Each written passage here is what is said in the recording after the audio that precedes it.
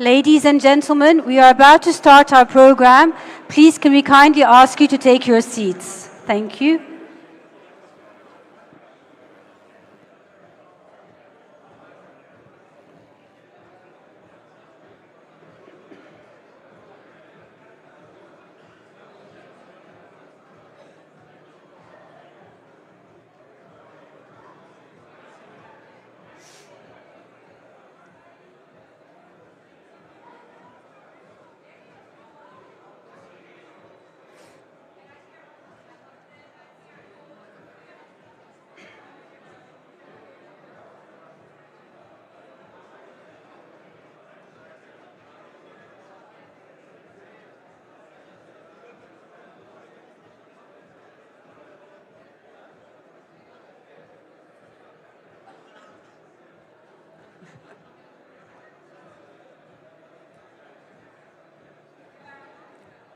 بلش.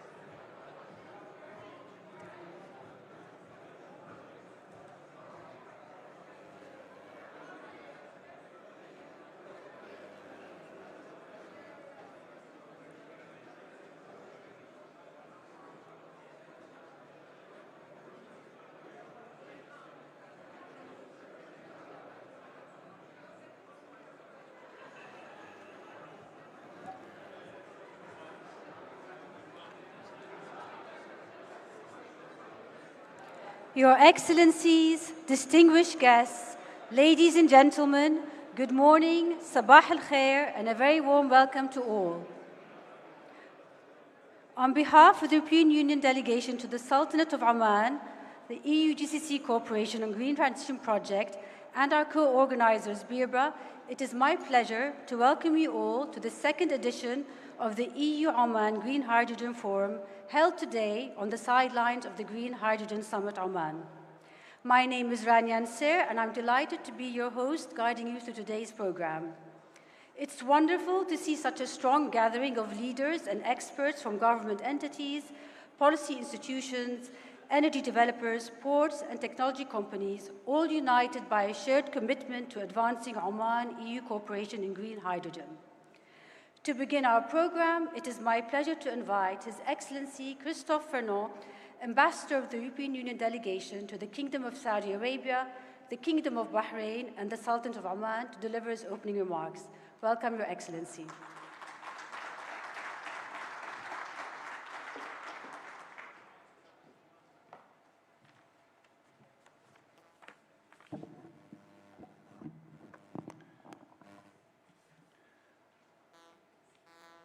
Your Excellency, Under Secretary Mohsen Al-Hadrami, very good to see you again. Your Excellency, dear Luigi Di Maio, EU Special Representative for the Gulf, welcome back to Oman as well. Fellow ambassadors, dear colleagues, distinguished guests, ladies and gentlemen, sabah al-khair, good morning. It gives me great pleasure to welcome you to the EU-Oman Green Hydrogen Forum, the second edition already, held in the framework of the Green Hydrogen Summit, Oman 2025, and to open this session. This event brings together policymakers, industry leaders, and experts from both Europe and Oman to discuss how we can advance renewable hydrogen cooperation and turn shared ambition into concrete results. Let me begin by expressing my sincere appreciation and gratitude to our partners, the Ministry of Energy and Minerals and Birba Energy, for their close cooperation, and to the EU-GCC Cooperation on Green Transition Project for organizing this important exchange under the framework of our broader regional cooperation. Thank you, Spiros and Rania. This summit comes at a pivotal moment.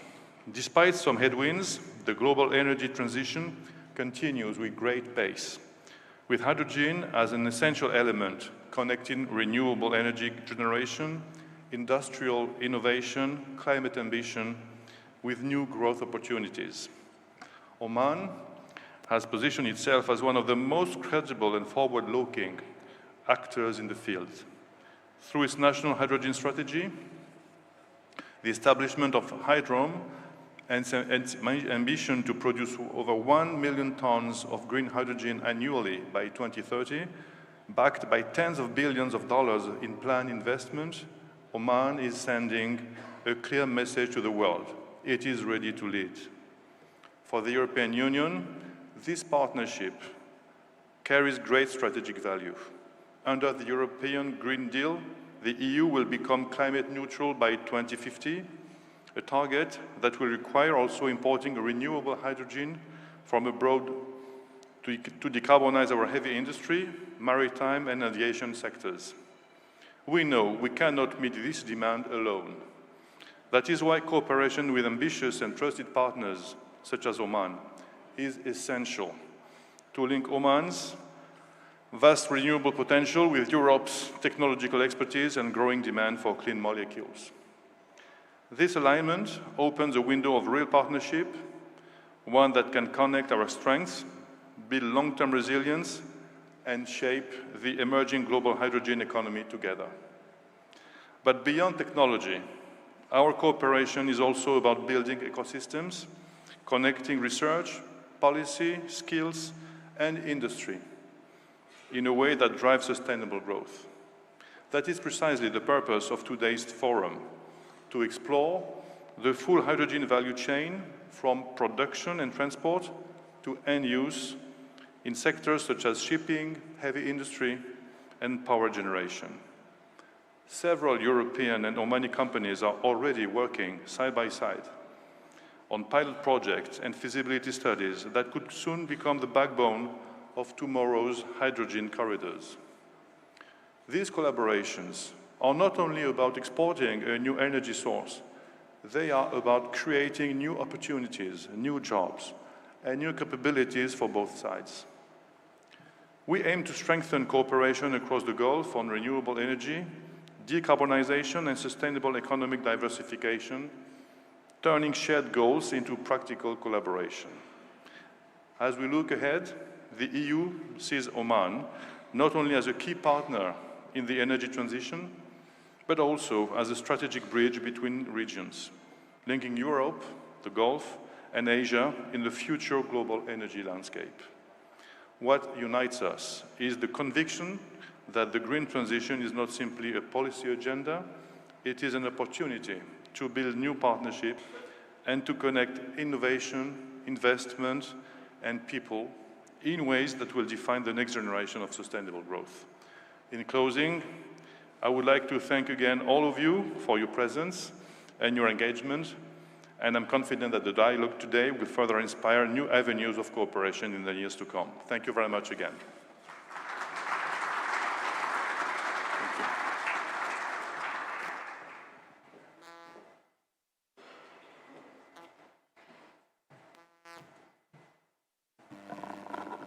Thank you, Your Excellency. We now move to our first high-level segment, a fireside chat exploring how certification, regulation, and market readiness can unlock large-scale hydrogen trade between Oman and the European Union. This conversation features two leading figures shaping hydrogen policy and cooperation in our region. Please join me in welcoming His Excellency Luigi Di Maio, EU Special Representative for the Gulf region, to the stage.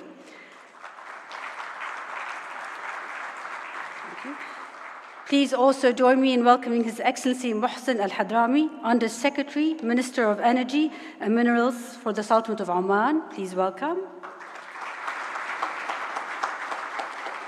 And guiding this discussion, please join me in welcoming Mr. Spiros Kovelis, Team Leader for the EU-GCC Cooperation on Green Transition Project. Thank you. The floor is yours.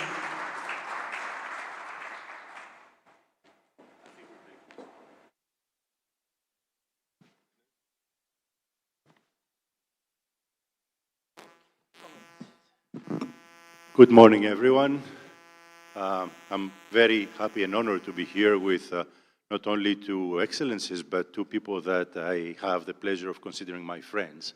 And let me just remind everyone that 2 years ago, we organized again the Oman-Europe green hydrogen fireside chat. And so I'm very, very pleased that, as we promised would go on, we're going on.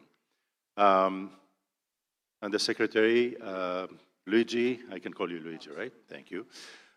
We have not too much time, but I think in the 30 minutes that we have ahead of us, it will be important to touch on the aspects that connect Oman and Europe in the issue of green hydrogen. I would like to start from the issue of certification and regulation, compatibility, and so on. And I will ask my first question to you, Luigi, if you would like to tell us a little bit from the EU's perspective, what are the essential regulatory and certification requirements that exporting countries must meet for hydrogen to be eligible for import in the EU markets by 2030? It's a very technical question, Yeah, I know, absolutely. I am but at we your want your disposal, overview. as usual. Thank you. First of all, thank you very much, Excellency, for being here, and to you, Spiros and Rania, for organizing this second edition of this forum that is very precious for us in order to try, first of all, in my opinion, to connect the business communities of both sides and even the institutions. And I would like even to thank our delegation and Ambassador Farno for the support he's giving to this kind of initiatives around the Gulf, not only here in Oman. Let's say, first of all, before speaking about the certifications and the regulations, that for us, Oman is really, we are looking at Oman as a partner on hydrogen, where many projects are already ongoing. And in terms of standards, certification, in this country, there are very important projects that already got the RFNBO certification by EU. It's very compliant to all the most important regulations around the world about hydrogen. If I look at two important projects like the Highport, Duqm, and even the Greenfield, we have already examples of, I would say, pilot projects that are showing how Oman is looking at European member states and European hydrogen market. The second point, just for going deeper and to try to answer your question technically, you know that our framework, it starts from these two directives, the RED II and RED III, that it creates a framework with the delegated acts about three pillars for be compliant in order to import into the EU market the green hydrogen. The three pillars are sustainability, and there is the point of the 70% of reduction across the entire cycle of the greenhouse gases. The second point are the ISO standards linked to the monitoring, the reporting, and the verification mechanism. And third is linked to the fact that all the entities, all the exporters that want to import into the EU market energy, in particular renewable energies, they have to stick to our certification bodies and to look at our regulatory certification bodies that we have in the EU. But this is very technical. What I can say is the more we engage at technical and political level between the EU Commission and the governments, in particular the government of Oman, the more we will go ahead in order to avoid even the approach project to project, but having a common framework where our stakeholders can operate. Thank you so much. And I'll just follow up on what you said, because building this kind of strategic collaboration with a country as important as Oman on hydrogen, I want to thank you for bringing up those three pillars. And I will turn now to the Undersecretary. If you would like to explain to us a little bit, Oman has been working very hard to put together all the regulatory framework that is needed, including licensing, regulatory issues, sustainability criteria to ensure that hydrogen exports are compatible and can be certified with the EU system. Would you like to tell us a little bit about this trajectory that you followed and where Oman stands? Assalamu alaikum and good morning. Very good question. Of course, we are trying to be as practical as possible, because our ambition to produce green hydrogen cannot be realized without the industry being able to do that. And industry has to have a clear goalpost for them to achieve, for them to be able to export. So definitely within the framework, the contracts that the investors, the consortium signed with the government, most of these details is very well prescribed. But that, as His Excellency mentioned, also has to be under the umbrella of the common engagement between the policymakers on both sides, from the importing side and the exporting side. So I think if there is what is in our agenda, let's put top 3 things in our agenda. First, to keep the standard agreed between the importers and exporters, so projects don't have to change goals in the middle. We know these are long-term projects. Industry is committing to put in investments. So we need to have standard that we can commit to, and to consider that as part of what we do in the government side, both on the EU side and Oman side, that these projects were built on certain assumptions, and if we change anything, we have to also consider that. So that's the first one. The second one is to continue the coordination and how we enable these projects to work, because there are so many elements that depend on that success. So definitely the framework is a big element. Central to us, to our framework, is the royal decree that allowed Hydrom to be able to orchestrate on the 65,000 square kilometers of land, and the legal framework that allows, with coordination with the ministry, to give the protection for these projects to work conveniently, to be able to deliver without having to go through many of the red tapes that you typically have to. So that's why we created a part of the support to the framework is a readiness unit, which created many initiatives. There are 26 of them. One of them, I think that to be mentioned, is a one single permit as part of that framework, meaning that projects will have only one permit to go through, and the rest will be addressed as the project goes through. So the coordination is important. Having one standard is important. And I think also we have to keep in mind that technology is evolving. Every trip I make abroad, and even when we discuss with companies, technology companies in Oman, we can see very clearly that technology is changing. And projects are having to make assumptions about technologies as we go, especially on the electrolysis part.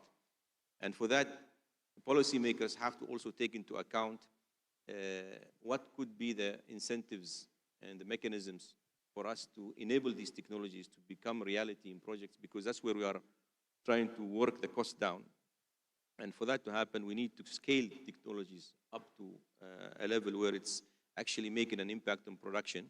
And that will not happen if the policy puts restrictions on technology. So we need to be aware of these 3 changing parts: the standards and certification alignment between importers and exporters, continuous coordination so projects continue to be relevant in the space, and the last part, making sure that technology is enabled to scale and deliver the value that is promised. Thank you so much, and I'm really grateful that you mentioned the evolution of technology at the same time that the market is evolving, because it's a new market, right? Hydrogen market is a market that did not exist before, and all this is very important. Before we move to the next theme that has to do with the development of infrastructure, exactly because you mentioned the importance of regulation and stability of regulation to remove the uncertainty, both of you, I was wondering whether you would like to make a final comment about specifically how Europe and Oman can establish mechanisms and joint platforms so that those transaction costs and so on can be reduced. Would you like to start, Mr. Secretary? I think this platform and the previous engagements in Europe are key to make sure that we continue to be aligned in terms of making sure that standards are set clearly and fixed for projects. That dialogue is very important. We continue to have engagement at all levels, and that's very important as well. We need to translate that to actual enablement to projects. And I think it is very important to have a clear policy, but also keeping in mind what would that entail for the projects that are on the ground, which are started based on certain assumptions and policy. And it's prudent, and I think it's our responsibilities on both sides of the government to make sure that the impact of any policy, or policy changes or policy statements to be studied very well, so that the impact is somehow positive to the projects and not negative.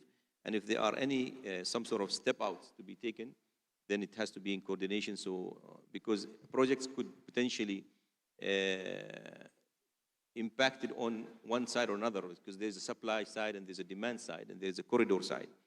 And all of them, if policy changes while the project is under construction, definitely that will be a negative impact for the projects. Hopefully, if the change is positive, we welcome that.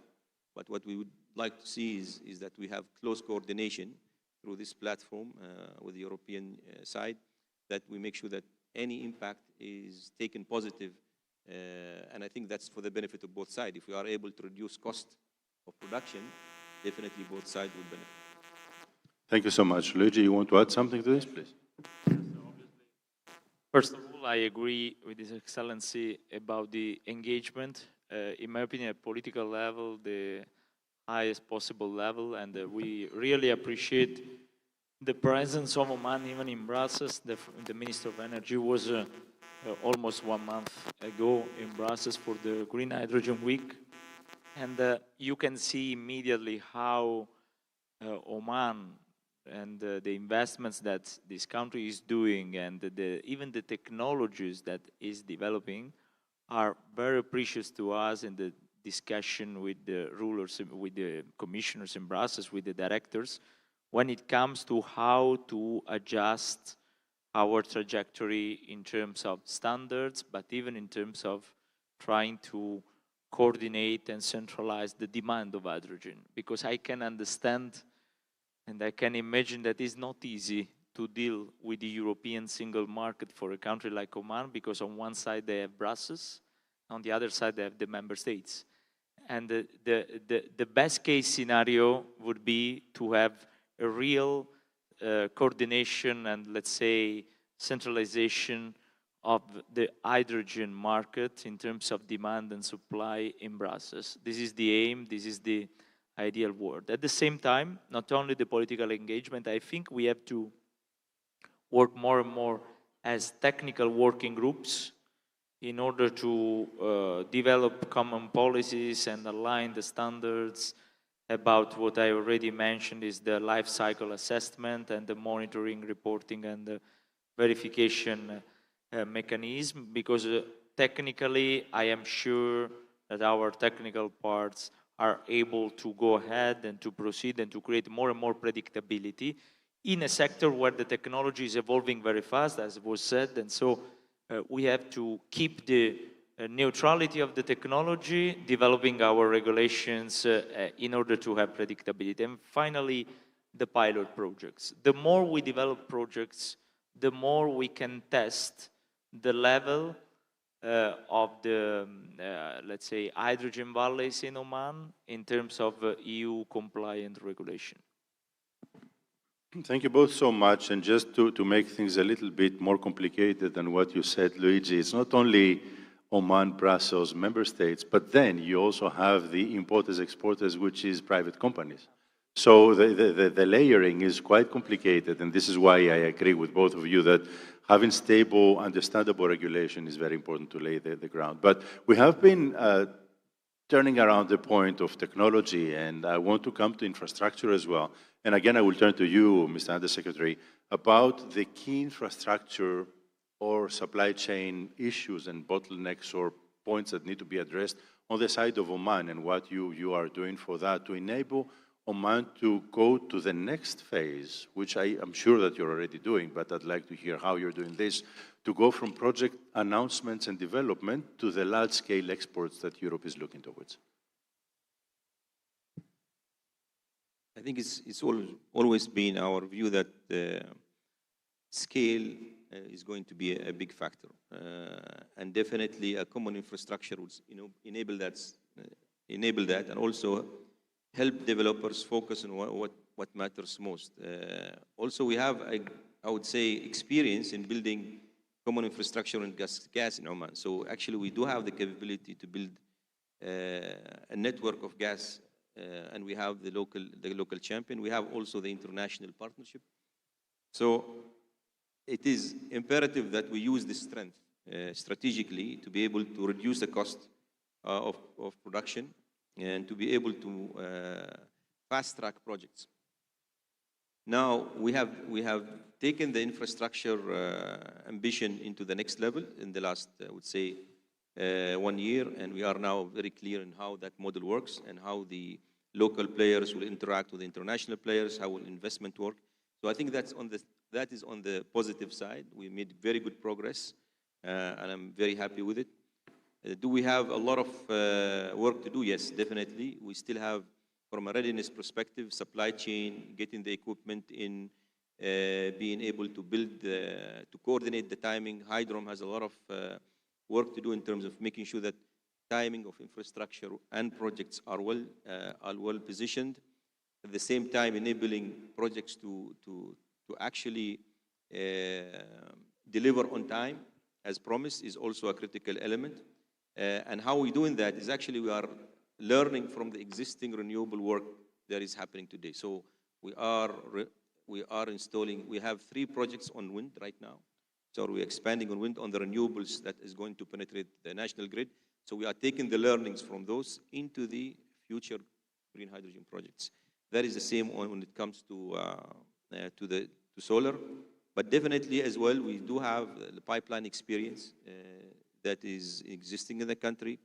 We do have the, in terms of water management, desalination, pipelines, we do have the capacity, the experience, and the technical and industrial and institutional capabilities to do that. So I'm not saying I'm comfortable, but I'm saying that we do have all the puzzles, the puzzle in front of us. What we need to do is make sure that we put it together, and that's where Hydrom plays a big role.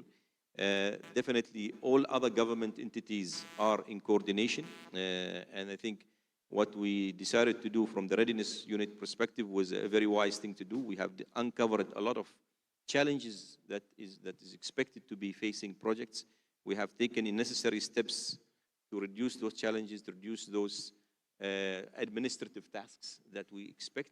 And we are testing those on the ground as we speak from the existing renewable projects. So what we are doing, we are not waiting for us to learn everything later. We're trying to learn as much and cover as much ground from now through the existing projects that are taking place from the renewable side to be able to certainty when, and of course we expect that to reduce further the cost for renewable hydrogen projects. If I can make a comment, the Secretary, I'm in the privileged position of having moderated the fireside chat 2 years ago between you and the Commissioner for Energy at the time. And I have to say that I'm really impressed how Oman has matched, if you like, its comparative advantages and all the bits that had to be put in place so that you are today in this position that you described, which I think, Luigi, is what makes Oman such an important partner for Europe. And having said that, I'd like to discuss a little bit with you how you think that the European Union can support partners like Oman, both politically and commercially, in developing the logistical maritime pathways that are needed for a future corridor for hydrogen from the Gulf. Honestly, I want to underline again what you said, Spiros. Yes, Oman is really a crucial partner for us, and in general is at world level recognized as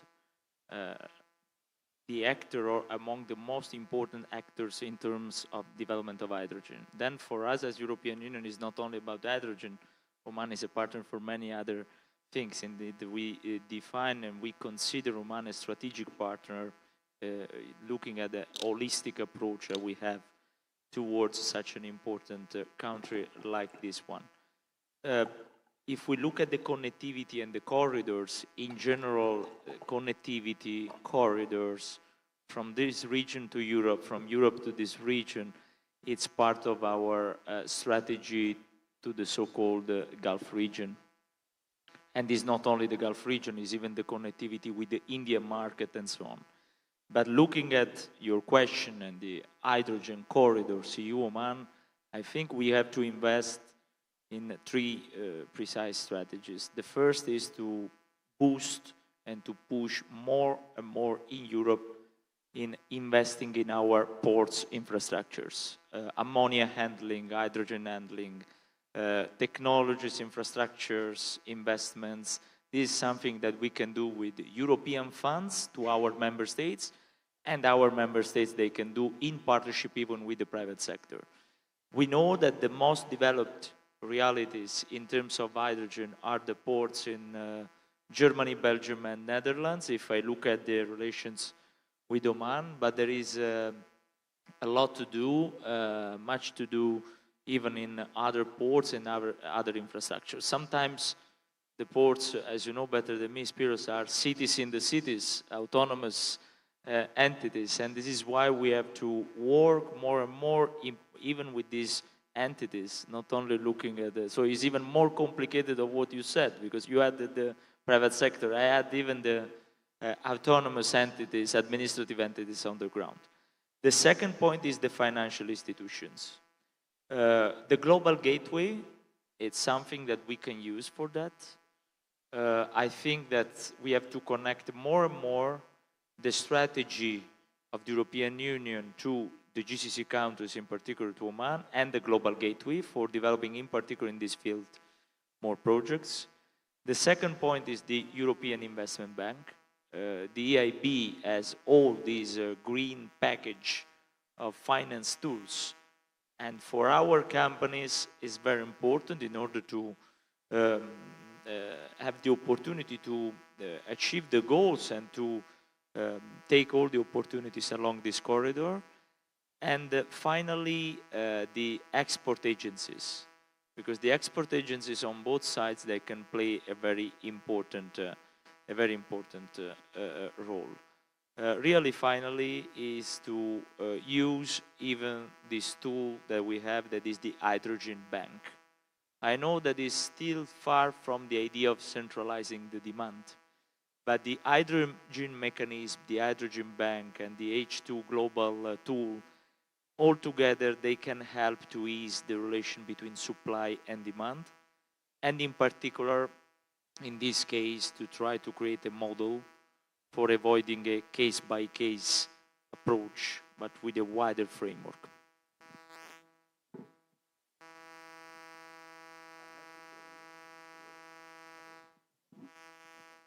Hello? So I have to tell you that moderating a fireside chat with Luigi Di Maio is amazing, because I wanted to bring the discussion into the investment and financing, and you just did that for me, so thank you very much. And it is very helpful, because I wanted to turn now to His Excellency the Undersecretary to combine two things, because we need to be aware of time as well. One is, if you would like to tell us a little bit, and actually put that in your answer in one aspect, let's say the cooperation to, to accelerate production, storage, shipping, both infrastructure, but also to tell us what you hear from those investors that are working on all these fields about the key risks that they perceive in Omani hydrogen projects, and how, in collaboration with Europe, the Omani government is moving to take out those risk factors. Because after all, investment is very important if we want to make this happen. I think that for developers, the biggest challenge remains the offtake. If you are asking us, the common phrase used is offtake. There is, I think, a lot of work that has taken place in the last few years on the supply side. On the demand side, there has to be some market pulls, there has to be some aggregation effort. And from financing, definitely, there's a lot of work to be done.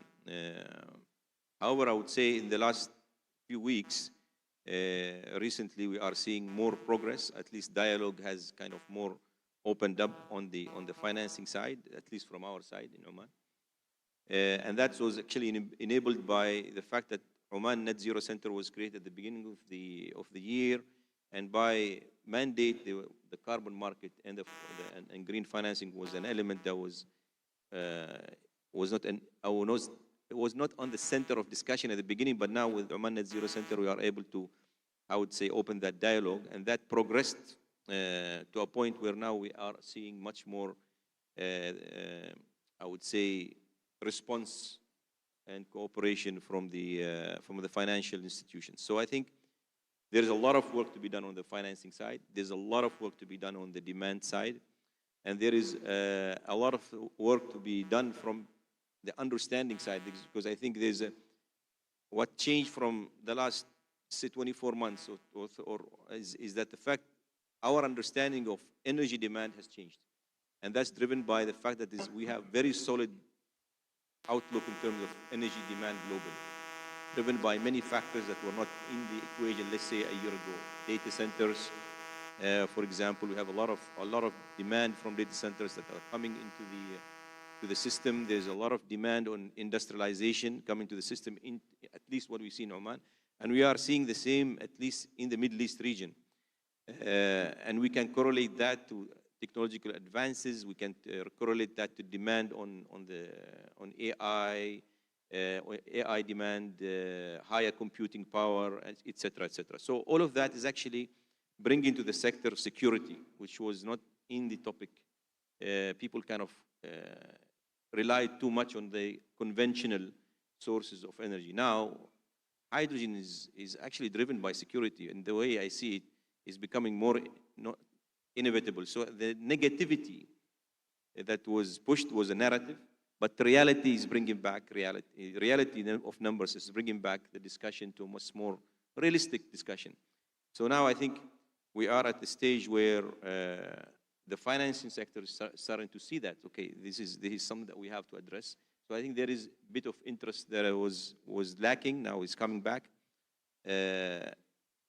I think also on carbon policy, it's important because that's another incentive for people. So we are planning in Oman to have a carbon, not really tax, but some penalty for sectors who don't transit to a cleaner option. So I think all of these elements are all heading in the right direction. They are focusing the effort. That's not going to happen naturally. I think we'll have to do a lot of, I would say, discussions, convincing, putting policy together, going sector by sector, technical work with each sector, defining what kind of transition plans for each sector. We started with steel, so we have a very clear story on steel, and we'll have to go through sector by sector. So all of these elements are bringing it together, and I think we are at this, as His Excellency said at the beginning, it's a pivotal moment for us here. I think if we are able to really put it all together, policy, and get finance aligned, technology to work in the right direction, we'll be able to get to a point where we are affordable and giving a future that can sustain the planet. Thank you very much, both. And I think it's great how you helped all of us understand how we can put some order into this very long value chain that we're trying to put together regarding green hydrogen, because it is regulation, certification, infrastructural funding, investment, and everything. And you mentioned, both of you, importantly, how we can de-risk things, give security to investors so that they can move on, and all the tools that you, Luigi, mentioned also from the European Union side. We're almost there with our 30 minutes, but I want to ask you, if you want to add any point to this last thing about how we can engage more the investors into moving from projects to a whole, let's say, sector of green hydrogen in mass production for the exchange between Europe and Oman. And most importantly, if each one of you had to identify one immediate next step between Oman and Europe for moving ahead to operationalize a hydrogen trade corridor, what would this one be? And that's my final question. Yes, please, Luigi. I think that, first of all, we have to continue to promote any kind of engagement B2B. So, like this forum and many others, every kind of opportunity we can promote for gathering together the private sectors of both sides, and even the private sector within the European single market, it's very important, because at the end, as you said, and we said it, as His Excellency the Ambassador said at the beginning, is at the end the private sector at the core of what we are doing here in terms of business and developing this business that is still at the beginning of a new era where there are still many question marks about the technology, but at the same time there is the dynamism of the private sector is boosting that. On our side, so B2B, second, I mentioned this issue, I want to repeat it, is port to port. The Omani hubs of export and our ports in terms of import, they have to partner more and more, and our role as policymakers as even to promote this kind of interaction in order to have a alignment in terms of standards and regulation, and even in terms of challenges, and then even a big alliance in terms of safety, because the safety is something very present in the discussion about hydrogen, but not only about hydrogen. In our communities, in our member states, our stakeholders, our private companies are discussing about how to improve more and more the perception and even the reality of the safety in ammonia hydrogen handling, the reconversion and so on. So on that we can do a very good job in my opinion. But finally, for answering your final question, what do we envisage in the future, and immediately as concrete step, I think we should launch as EU Oman an initiative on the alignment of certifications and standards. Let's call it EU Oman Joint Initiative on certification alignment. Let's work as common goal to give the private sector a precise and predictable framework of both markets in order to deal better, faster, and in a predictable way. Thank you very much. This is a good vision, I think. Mr. Undersecretary, again, looking to the future. First of all, let me first accept the proposal. And the second, I would like to propose that we set a certain volume of between us for a certain date in terms of export. I think that's very important. Our export ambition is general, doesn't say where it goes. I think it is, if we are going to work on standard, I think we need to also set a target on volume. So let's say a certain volume to go into Europe by a certain date. That's also something that's going to give a huge, big signal to investors that things are serious. Governments are setting a post-goal between the EU and Oman. And I think that is going to be a very important next step that we need to take. Thank you both very much. I think that this was a brief but very, very rich discussion in content in what was said for the future of collaboration between Oman and Europe in the field of green and renewable hydrogen. You will see more of me because I'll be doing the closing remarks, so I do not want to take this time to thank Oman, the ministry, BIRPA, the embassy, the delegation, and so on. I'll do that later on. But what I would like to do is, if Oman will have us again, and BIRPA is willing to support us, to make an engagement that we'll do this again probably in less than 2 years like we did last time. Please give me a hand to thank our speakers.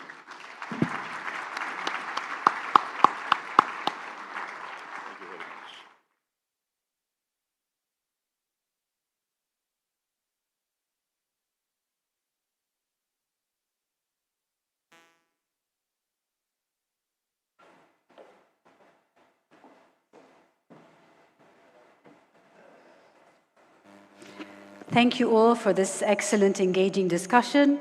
We will now move to our first panel of the day, which is from potential to production. This discussion will look at how Oman's renewable resources and the EU's industrial strengths can be combined to scale green hydrogen production, build supporting infrastructure, develop certification pathways, and attract global investment.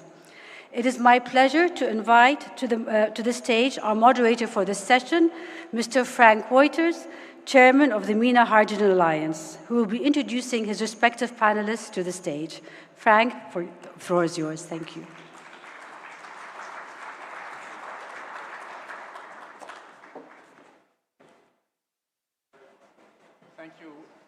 Thank you, Rania. And of course, it's my pleasure to be here. Every time I make the mistake when coming to Oman is not to come earlier or leave later because it's such a lovely country.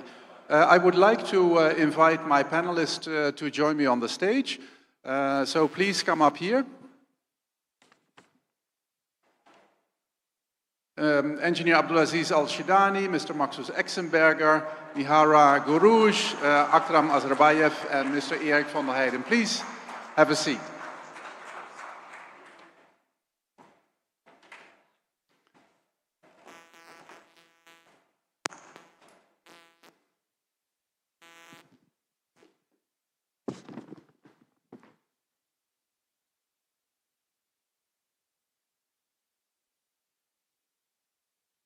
Maybe you can change. Then you're below there. Yes, thank you very much. Please have a seat. And, you know, when I saw this panel, I knew that my job was easy because, you know, these are people that, you know, probably if you switch them on, they will talk forever. So today what we're going to do is discuss a little bit, you know, how to accelerate this market, how to intensify the cooperation between Oman and the European Union. And find pathways, you know, to get us going. And part of what the Undersecretary already mentioned is the ongoing narrative, which might be, you know, sometimes a little bit confusing. I mean, it hasn't been, you know, plain sailing for the last 2 years or so. But then if you take a step back and then if you look at what's actually happening, hydrogen is actually happening.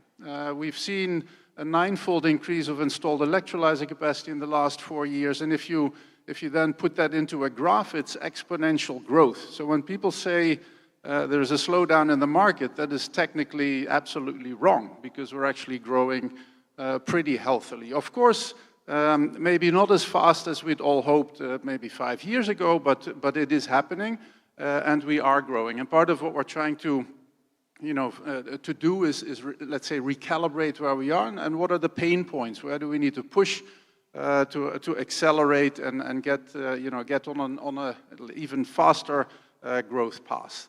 The Hydrogen Council did a little, let's say, internal review over the summer. They asked all their CEOs, you know, what their view was of the market, and 83% of them said, and these are all the big guys and girls in the industry, 83% said that the market is continuing to grow, so that's their firm conviction. And 75% said that they are continuing to invest, and some of them even are increasing their investment. So the industry is fully on board you know, of this sector. But let us now, you know, get into, you know, the discussion.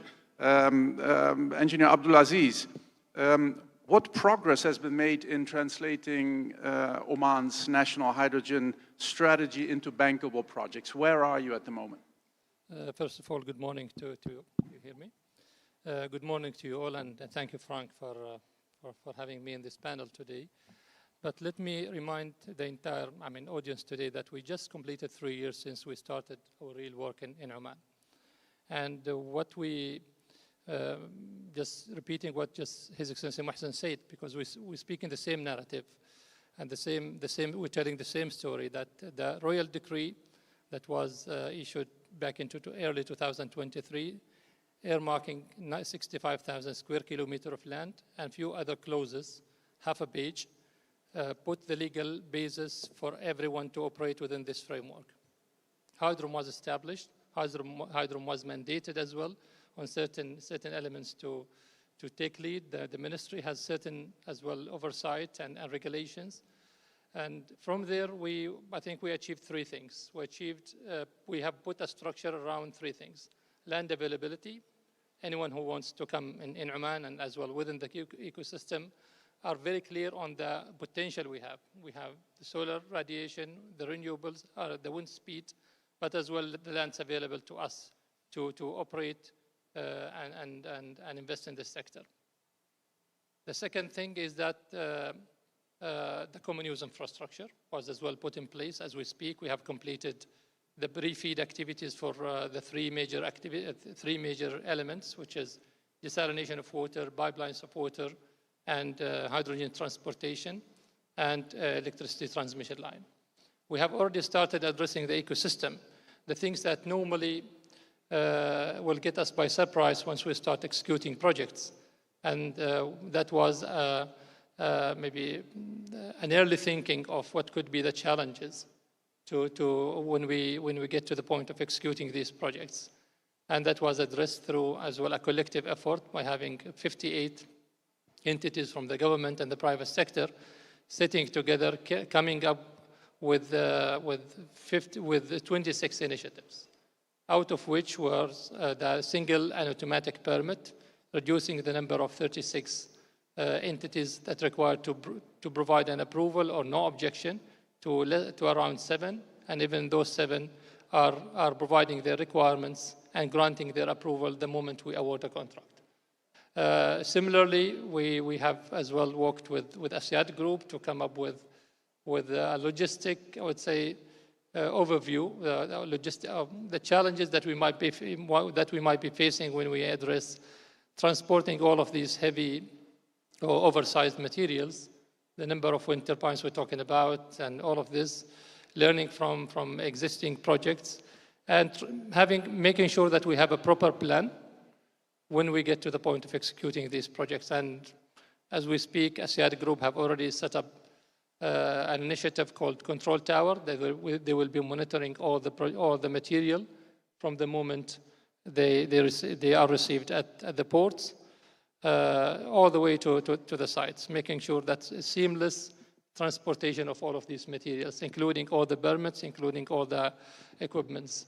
And the message from this is that we are staying the course, and we are determined to keep going on this, despite the challenges when it comes to the market offtake discussions. We know that there is some sort of maybe corrections, slowdown in terms of the numbers we have set ourselves to achieve by 2030, but we're doing our best within our framework to make sure that we are ready at any time to go and execute these projects whenever there is an opportunity to proceed.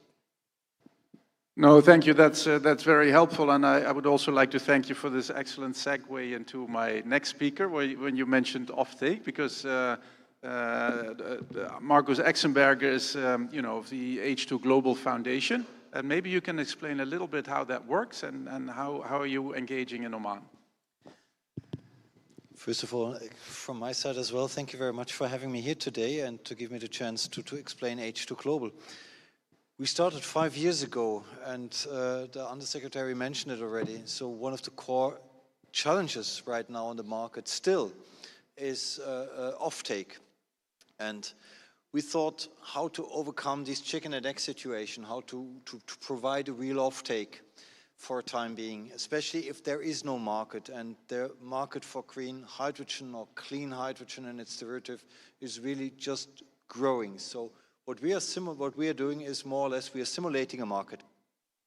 H2 Global is the owner, or the H2 Global Foundation is the owner of a company called HINCO, Hydrogen Intermediary Network Company, and this particular company acts as a trader for a time being, so as an intermediary.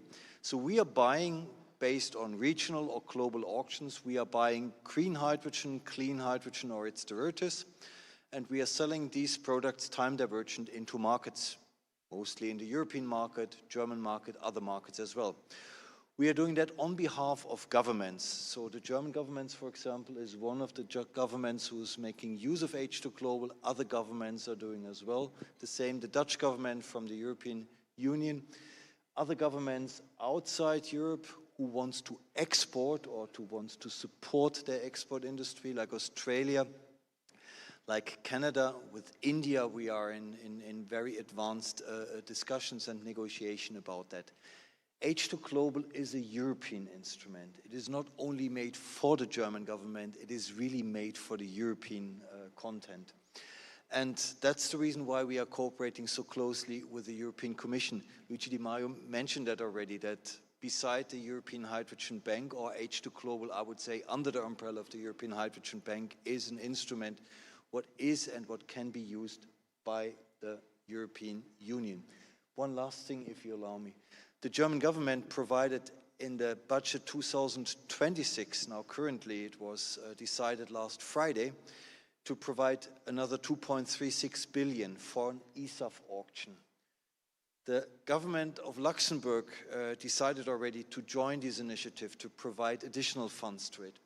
We are in discussion with 11 countries within the European Union to join this initiative. And that was mentioned as well, that we have to, to think about to do some kind of demand aggregation. That would be the first demand aggregator for the European Union for, buying hydrogen on behalf of governments. H2Global, we have right now support from governments with an amount of roughly 10 billion US dollars, what means that we are currently, I would say, one of the biggest platforms worldwide for, trading hydrogen. Yeah, no, let me just ask you one follow-up question, because, I mean, so what is your relationship with the European Hydrogen Bank? And would it be a crazy idea to just, integrate the two and, make you, let's say, the mechanism for the EHB to not just be intra-European, but also for imports? Yes.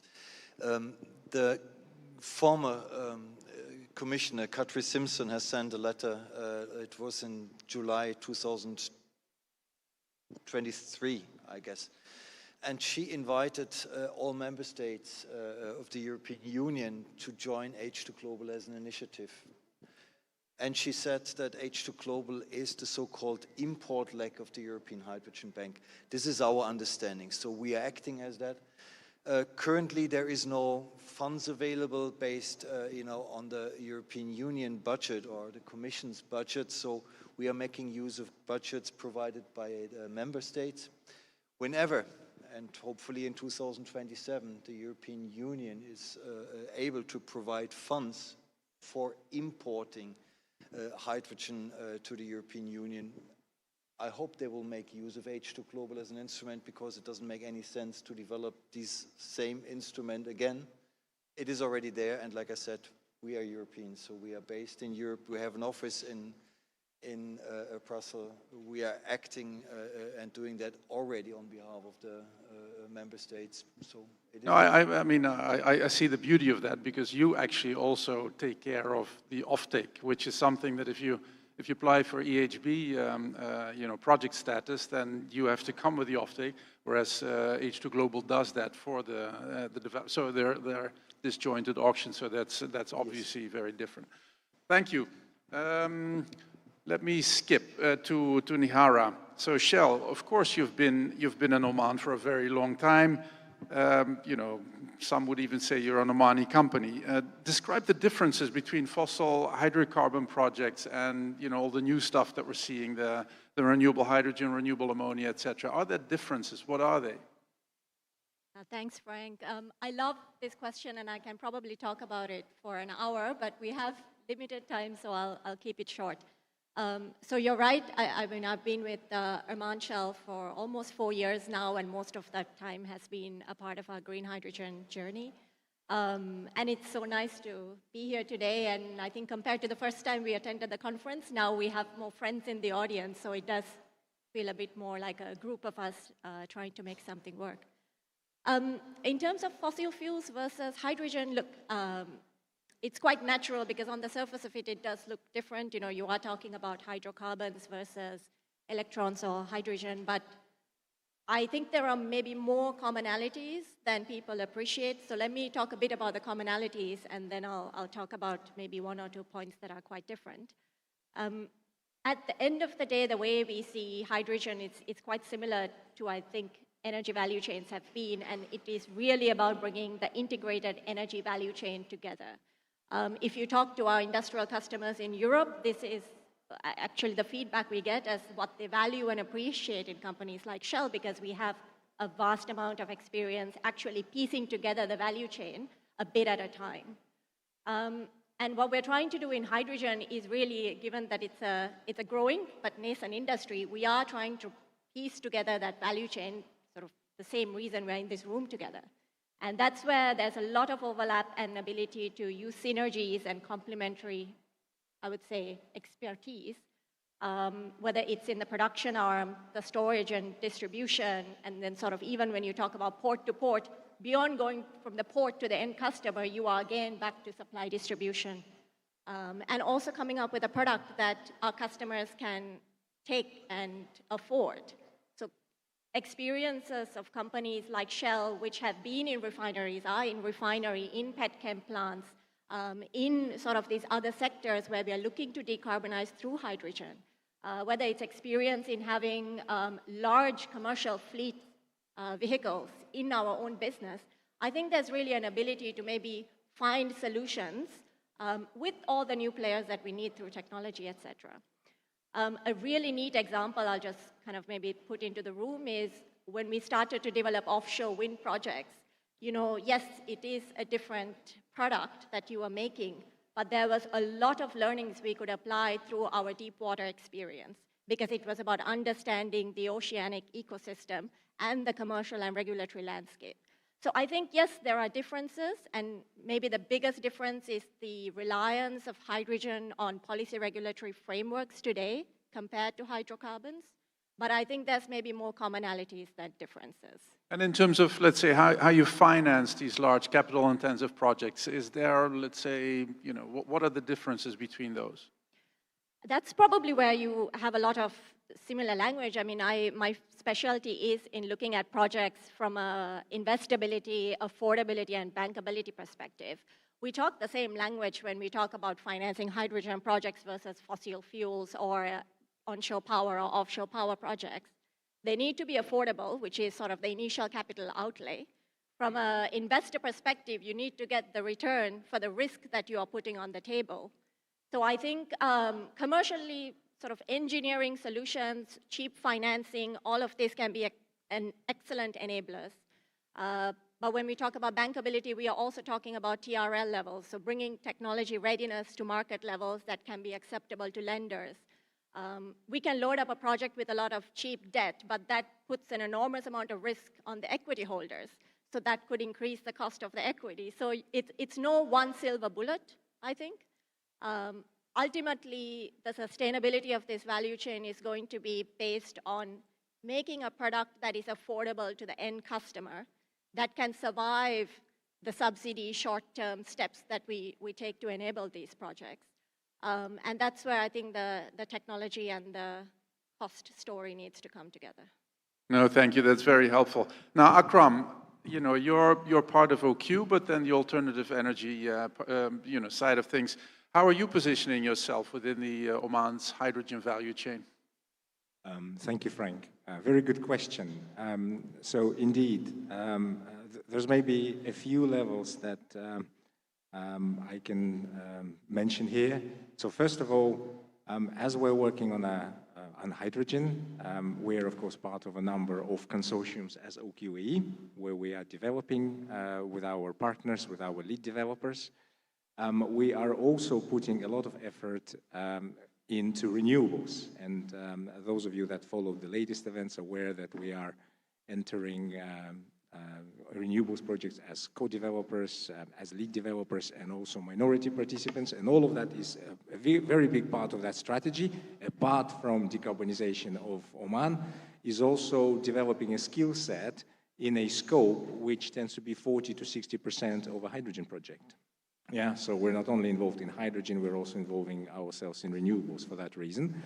In addition to that, the group that we are constituent of, OQ, is a very diverse group of companies with interest in petrochemicals, in trading, and all of that provides us to lead an opportunity for our group in decarbonizing our existing petrochemical plants, refineries, as well as seeing how we can open new markets for Oman with our green products, where there might be customers in Japan, Korea, or Europe who would like to get a kind of a one-stop shop service from a OQ group, both in conventional and green products. And last but not least, I also want to mention cooperation we have with our sister companies, so the state-owned companies that are not part of OQ, that are involved in transportation and in other businesses where we're also bringing in a decarbonization element, an opportunity that comes with green fuels. So we're basically trying a number of directions, number of vectors, as we call them, to to decarbonize and create new opportunities for Oman. No, thanks. You mentioned skills. Is that an issue, and how are you addressing that? I mean, are you training people? Are you educating, staff for these projects? Did you mention something specific? Did you say sales? No, skills. I thought you mentioned skills. Oh, yeah, absolutely. Absolutely. Now, maybe something that's worth keeping in mind is, of course, some of those skills are quite new, for instance, renewables. Yeah. So this is an opportunity for us to upskill our Omani engineers into new. They, of course, often come from a different background. So this is reskilling into new energy, something that I have to do myself over the years. This is also, of course, reskilling folks from for instance, Nihara mentioned value chain. Yeah, so we've got a number of people in OQ who worked in various parts of the value chain, and what we're working now is creating new value chains. A lot of that is a very transferable skill set. Yeah, so that just involves a fair bit of reskilling and getting people comfortable with high uncertainties and the challenges in the hydrogen world. Thank you.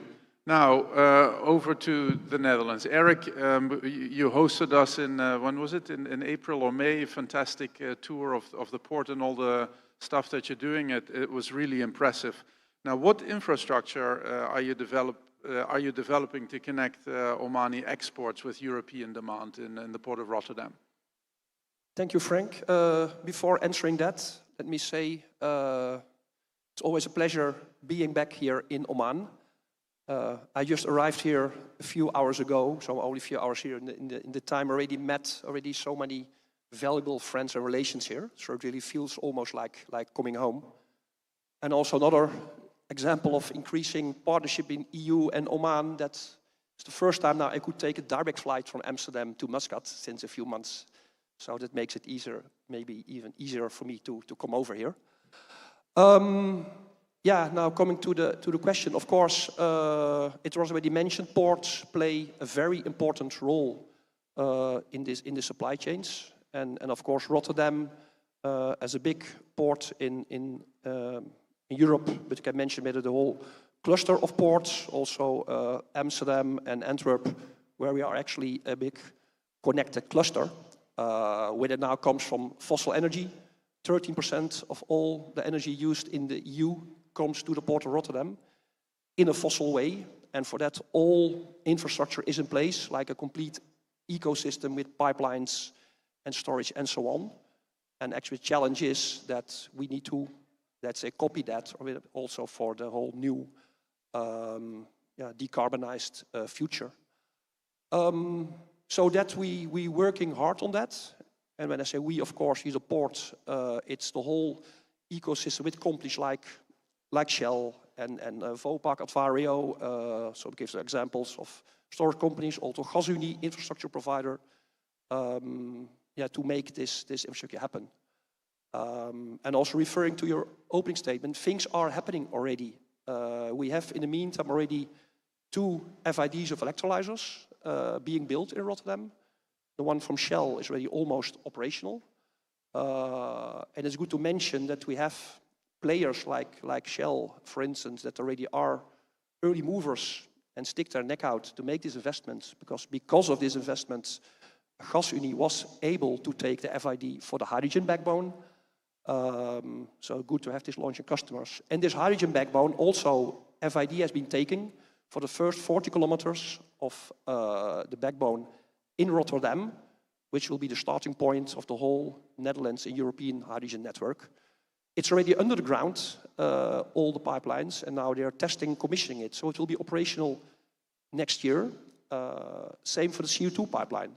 So things are really happening already. We have multiple terminals already.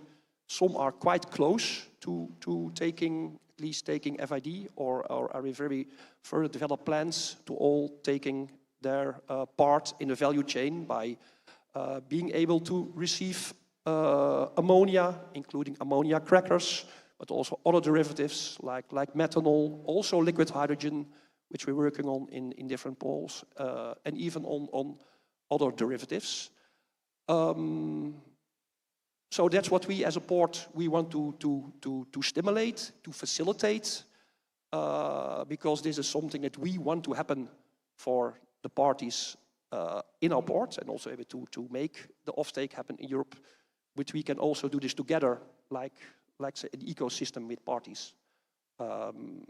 Yeah, so And that's do you have, let's say, facilities that are currently being developed or built with a label, this is for Oman, or is it, you know, sort of general port infrastructure? Well, not that specific yet, although we see that there are already a lot of parties that are active in the port of Rotterdam and also in Oman. So there will definitely be dedicated supply chains also from Oman to Rotterdam. And I think that's also a very important topic to mention, because on one hand, we're talking about in the future hydrogen and what will be commodities traded from all over the world to different ports. But it's really important to talking about supply chains. That's from when it comes to also the financeable and the cost of it. Because in the end, we're not talking only about, let's say, making a different terminal or swapping green for grey hydrogen installation. It's about you want to have green mobility, you want to have green steel, you want to have green products. And in the whole supply chains, everywhere is a challenge with different cost aspects. And it's very important to look at that to the whole supply chain, also when it comes to financial instruments, for instance, and regulation. And I think another aspect that is important to say when we're talking about trusted partnerships, also with Oman, that's what we see in the current geopolitical system. We cannot rely simply on a commodity market and we can get our commodities from everywhere when it comes to security of supply. So there indeed, I think that trusted relations are very important. And I think Oman is a very important party in that. And we really want to work happening that we get the first shipments from Oman to Rotterdam indeed. Thank you. Now, Abdulaziz, you know, I think it's fair to say that you're a pioneer. Hydrom is, of course, you know, an example for others to follow. You mentioned common user infrastructure, which is something that you're pioneering, that everybody's looking towards. Can you give us a little bit insights on the learnings between your, you know, your ongoing auction rounds? Because it's a highly dynamic sector. What have you learned? What is different in round 3 compared to 2 and 1, maybe? Maybe let me start with the first steps almost a year ago, where we were at a point where we need to decide whether we go for another auction round and to keep the momentum, and if there is enough appetite as well for that auction round. And maybe a more, I would say, the decision was, let's conduct a thorough market sounding of what the market wants.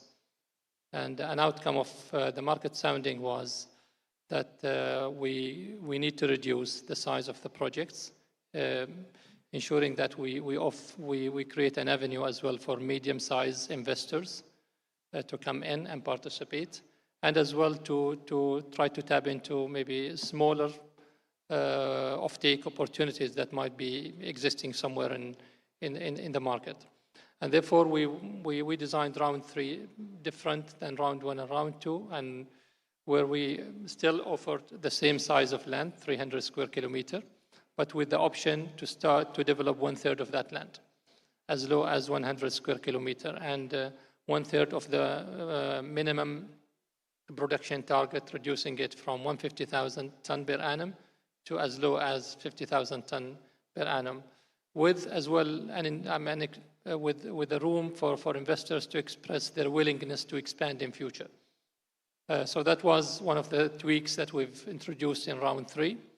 In addition to that, what we did is that we allowed a room to sell surplus power. It's a more of maybe further monetization of the assets by selling surplus power and improve the project economics. And that was appreciated by the market. What we did on top of that is that we looked into all of this, and we felt that this is something good to offer as well to round 1 and round 2. I think it was 10th of July when we went to the market and offered round 1 and round 2 projects the possibility to phase their projects and to start with 1/3 of their targeted capacity. And it's up to them. They come up with if they want to go a full scale or they want to phase it in up to three phases. We allow them as well to monetize the surplus power. So we're trying to maintain one standard across all the projects, including those already have contract in place. In addition to this, of course, this will require or will impact to some extent the concept of common use infrastructure. The option of different developers to go on for different capacities will tell how much volume we can expect by the first piece of infrastructure is put in place. And we are at that stage. We are having that dialogue with different developers to understand what is reasonable to start with. However, we are progressing, as I said in the beginning. We just freeze the pre-feed with the initial concept. Doing this maybe sort of checks between us and the developers on their planning, and therefore we will decide whether we move ahead with the initial plan or we tweak it further to accommodate only for the first movers. In addition to that, we started facilitate as part of us being Hydrom as a central entity to make sure that the entire ecosystem is well coordinated. We started getting ourselves into other things that was mentioned by His Excellency Mohsen. The recently established Net Zero Center has started playing a role in the overall commitment to achieve the net zero emission, and we started working closely with Net Zero Oman Net Zero Emission Center in few initiatives. To mention is the mobility, trying to create a local demand for mobility within Oman. We are at a very early stage, but we'll get to know whether we can create an opportunity to support these projects, either round 1 and round 2 and round 3, by securing some sort of offtake domestically. We're doing the same for the industry itself. We're looking into avenues where we can replace gray hydrogen by green hydrogen, and without impacting the competitiveness of these projects. As we speak, there is considerable volume of gray hydrogen in our industry. We've signed as well with H2 Global a collaboration agreement, and we're working. I think tomorrow we'll be meeting, or today we'll be meeting to discuss the plan, a thorough plan, how we activate that MOU in a way that we're trying to support round 1 and round 2 and round 3 and future rounds with potential offtake opportunities created by the H2 Global. That's it in totality. Maybe one last thing I wanted to add, that we've been active as well in different markets. I was with the minister in Brussels. Before that, I was with His Excellency Mohsen as well in Rotterdam in South Korea. He was in Australia last week. Some of our colleagues were in Denmark, in other places. And we are receiving as well delegations from Egypt for the Green Hydrogen Summit, as well from Morocco. So we're trying to strengthen our relationships with the offtake, and we have a representative from Chile as well attending these events today. So we're strengthening our relationship with potential producers of molecules, but as well with the receivers of those molecules. No, thank you. That's very helpful. I'm looking at my watch. I think we have, let's say, maybe 1 or 2 minutes each left. So, Marcus, maybe you can elaborate a little bit on how that works with Oman. What are you doing? What's the model? Like Abdulaziz already mentioned, we signed a few weeks ago a cooperation agreement. Now we will put it into practice. So we will learn. That's our intention from the experience here from our Omani colleagues. We have a lot of things to share. We are running currently 6 auctions in parallel, and there are 3 of these 6 auctions where Omani companies can apply. So there is already, I would say, skin in the game. From our side, it is altogether, it's right now 3.5 billion. It's roughly 2 billion euros available where Omani companies or where production in Omani can apply. So this is, I would say, a good common ground now even to develop new or additional concepts, information about it, to develop concepts, even designs on it.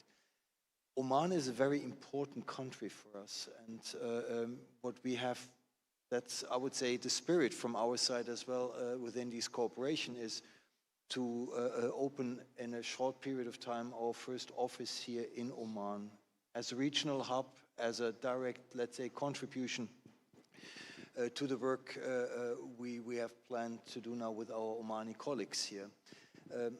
I think the developments here in Oman are really serious, and this is what we appreciate very much. And based on that, I would say there is much more to come now from our perspective. Great, that sounds very, very promising. Thank you. Akram, which partnerships or incentives are actually most effective to attract investors into Oman?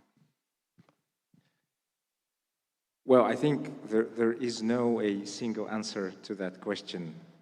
What we try to do in our partnership is we'd like to bring together complementary capabilities and skill sets. We'd like to bring together a alignment on objectives and compatible cultures. Yeah, and as a result, I think we have 3 partnerships at the moment with very different lead developers and very different partners. And I think it's in that diversity we will hope that we can find the right path towards what makes hydrogen work and what can actually be bankable. Thank you. Nihara, how do you see, I think Abdulaziz just mentioned it, replacing, let's say, gray hydrogen with green hydrogen in the country. How do you see the development of local markets for green hydrogen vis-a-vis export? Yeah, a domestic customer, a captive customer, at a very obvious level would just mean you need less things to be built out. You would not need the export infrastructure, the cracking on the receiving end, supply distribution beyond that. And I think that was what kind of enabled Holland Hydrogen 1, and I would say our recent FID in Refine 2 was enabled by supported policy, which included things like grid exemptions, refinery route recognition, compliance multipliers. So I think to the extent that we have policy regulatory support that incentivizes customers to decarbonize, I think would be a very useful and very helpful enabler.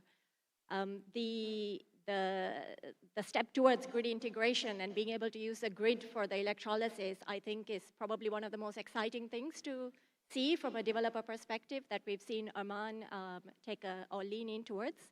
And just combining what the Net Zero Center is doing, what the Hydrom incentive package is alluding to, and further conversations to be had with the grid operators and shared infrastructure, I think these have a lot of potential to create the right investment climate to take projects forward. So how important is, let's say, a carbon pricing or something? Because, the cost is probably the major bottleneck at the moment, right? How do you do that? Yeah, so I think there's cost on the one side and then the customer willingness to pay on the one side. I think the decarbonization incentives, however you drive it, whether you have the ETS type mechanisms and the penalties, or you have subsidies for decarbonizing. So that needs to be sorted out, basically, depending on the end customer market you go into. For the costs, it's really 2 obvious pieces. The hydrogen production is the most expensive part of your value chain right now. Technology needs to bring the cost of electrolysis down, and we're seeing, I think, strides in that space, and it's just a matter of bringing TRL levels up, making sure you de-risk those projects, making sure they can operate safely, and a lot of learnings from Holland Hydrogen 1 as well that we're able to already see can be applied into future projects. But I think the other bit is you have a very expensive piece of kit as your electrolyzer. You need to increase the utilization. So I think this is where the potential of the grid to help run this piece of equipment to maximum capacity, that's going to be your other cost lever. Thank you. That's very helpful. Eric, I think last question for you. You co-own the Port of Sohar. And, can you maybe explain a little bit, are there any concrete cooperation projects, whether it's in certification and, dual infrastructure between Rotterdam and Sohar? Yes, there are. And indeed, you said we are Port of Rotterdam. We are already for more than 20 years co-shareholder in the Port of Sohar, where we helped it develop as an industrial cluster. And I think it's indeed, in Sohar, really looking at where we can, let's say, also integrate the energy transition, decarbonize the industrial cluster, where also hydrogen will play a role. There's only one challenge, because also the big hydrogen project in Oman are mainly in different locations. So one thing that also my neighbor said, also look at already domestic use as much as possible for the hydrogen before exporting. And I think there, within Oman, there's also opportunities indeed for decarbonizing projects in the port of Sohar, where there are refineries, there are steel mills, and so on. But are there like their own hydrogen production?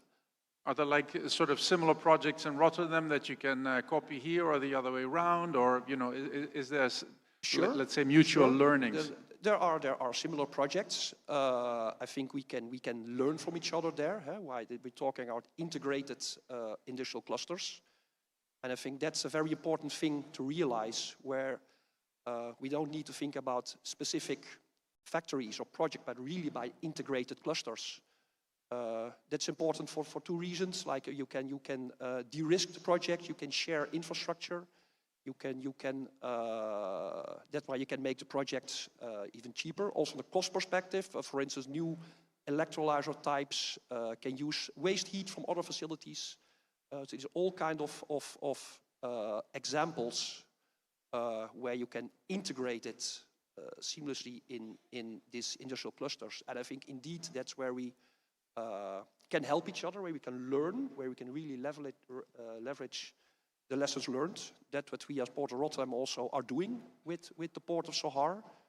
And also the other side with our challenge for the hydrogen, where we cooperate with Hydrom. And by the way, that's also good to be said that what they're doing very well in Oman is also looking from the hydrogen production, looking at it as a whole integrated system with shared infrastructure rather than multiple projects. That's quite different than we see a lot of other locations worldwide. So in this phase, I think that's a lot of real lot of potential in Oman and also in Europe, in Rotterdam, where we can really help each other, and we should help each other by building this, building the supply chains, where we need indeed industrial players, we need financial structures, and so on. Because it's very good to say here that we are talking about a nascent market that needs to grow. There are a lot of parties that want to step in. Once there is, of course, easy to get off-take agreements and you get easy business cases. We are definitely not there yet. Technology to grow, but also we need a lot of financial incentives and regulation for the coming years to have that market growing. So we should not lose our patience, so to say. It takes all a bit longer than we envisaged. Also, and out of the infrastructure, where you of course have to deal also with regulation and permitting and so on. But when you look to other industries, this always takes time, and we're really building something big here. Really. Yeah, so. No, that's absolutely true, and I really liked Abdulaziz's comment. We stay the course, and with that, I would like to thank you for this fantastic panel. Please join me in a hand of appreciation.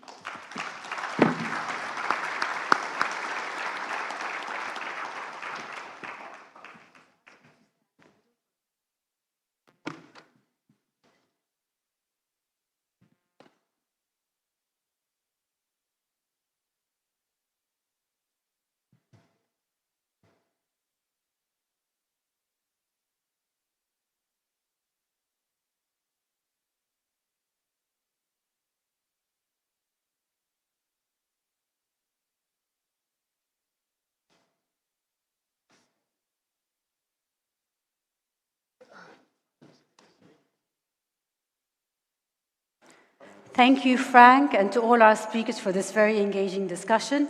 We will now take a short coffee break. Please take this opportunity to network with one another, and we will reconvene after about 20 minutes for our final panel of the day, which will discuss hydrogen ecosystems, integration, and use and skills. Thank you and see you shortly.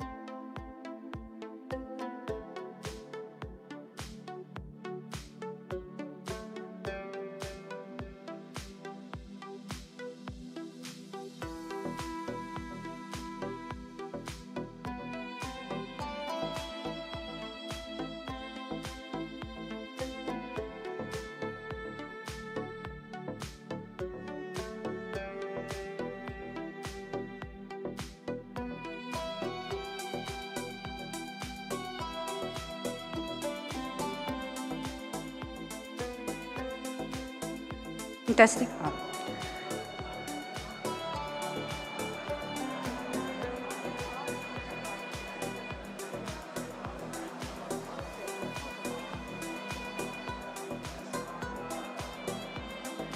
Ladies and gentlemen, may I please kindly ask you to take your seats as we will shortly start with the second panel. Thank you.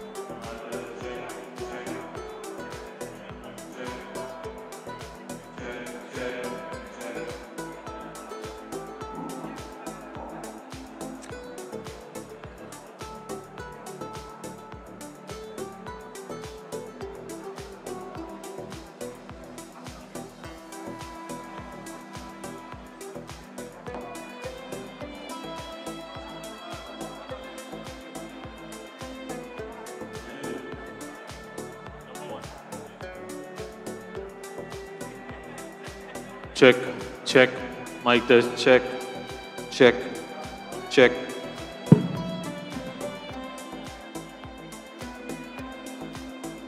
Check, check, mic test, check.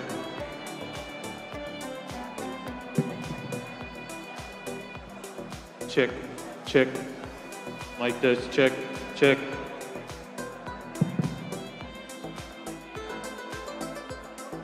Check, check,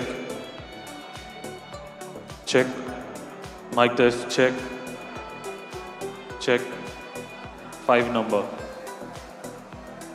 Check, check. No, this is good. Check.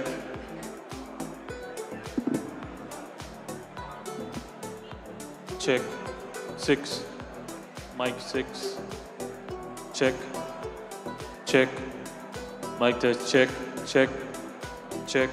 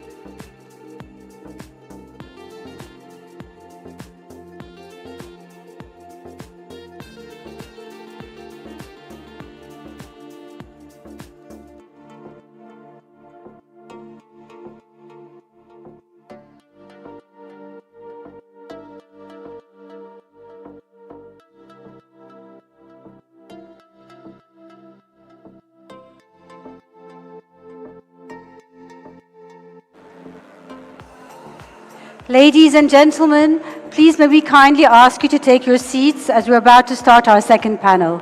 Thank you.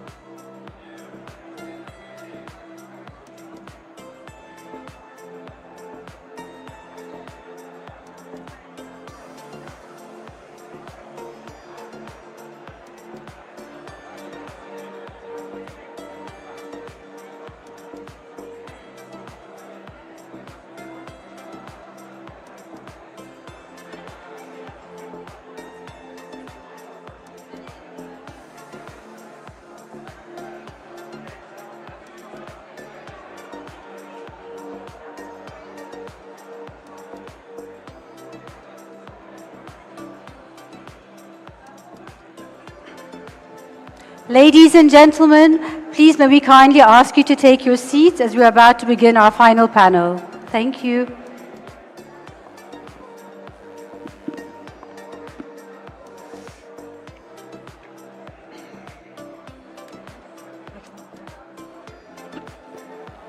Welcome back, everyone. Our second panel for the day is about hydrogen ecosystems, integration and use and skills. This panel will take a deeper look at the full hydrogen value chain from midstream and downstream applications to skill development, workforce readiness, and the broader societal impact of the green transition.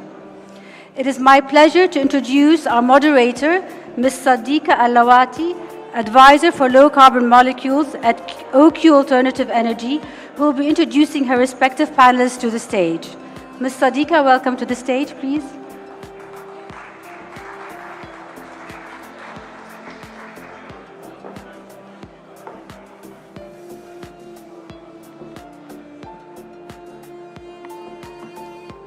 Good morning, everybody. My name is Sadiqa Al-Lawati, and it's my pleasure to moderate today's session on hydrogen ecosystems, integration, end-use transformation, and skills development. Thank you to the EU GCC Corporation on Green Transition Project for hosting this very interesting session. Without further ado, please join me in welcoming our esteemed panelists. Abdullah Al-Busaidi, Director General, Oman Logistics Center, Ministry of Transport, Communications and Information Technology. We have Mr. Jürgen Reschberger, Vice President, Hydrogen and Fuel Cell Powertrain Systems, AVL List. We have Raoul Ocherevia, Development Director, Acciona Nordics Green Hydrogen. We have Anter Geers, Climate Transition Developer, Port of Antwerp Rouge. Hussam Al-Jabri, Master Planning and Geomatics Manager at Hydrum.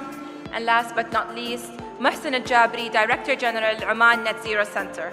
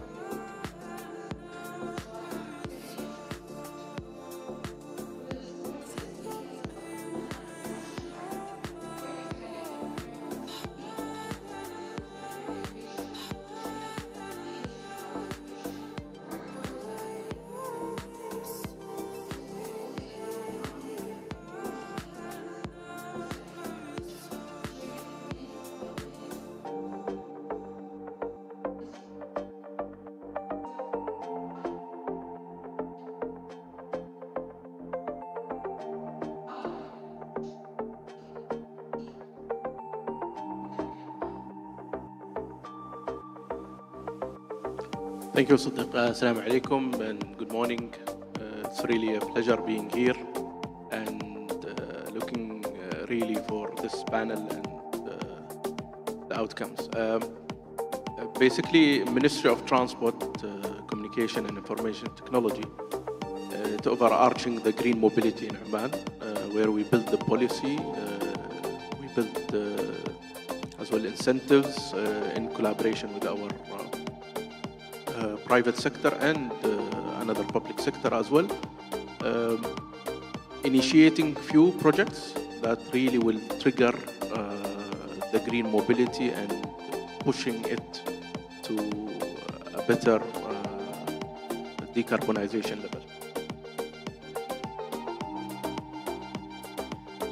Hi, it's a pleasure to be here.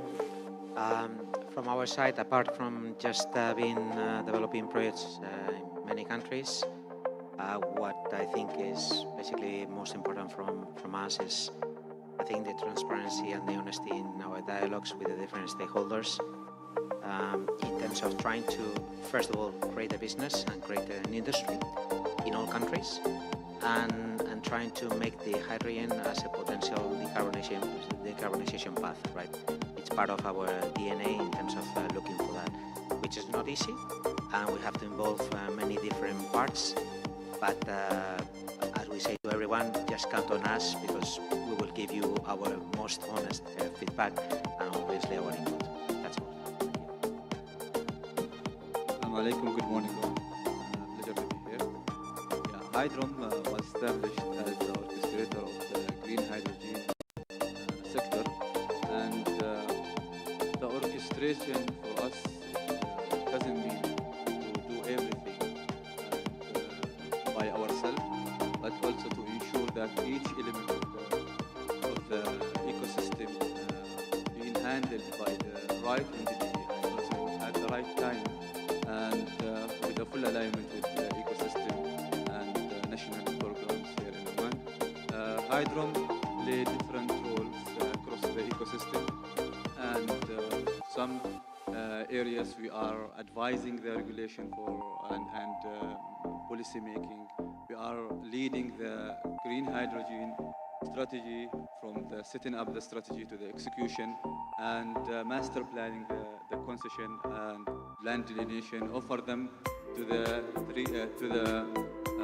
fully transparent auction process end-to-end, from design to award, after having the awarding to the green hydrogen developers, and Hydrom play a key role of the coordinating and oversighting the execution of those projects. As those projects are moving through the development, Hydrom shifted its role to coordination and incubation across the logistics, infrastructure, and also the offtake local demand. Yeah, good morning. Thanks for having me. Great pleasure to be here.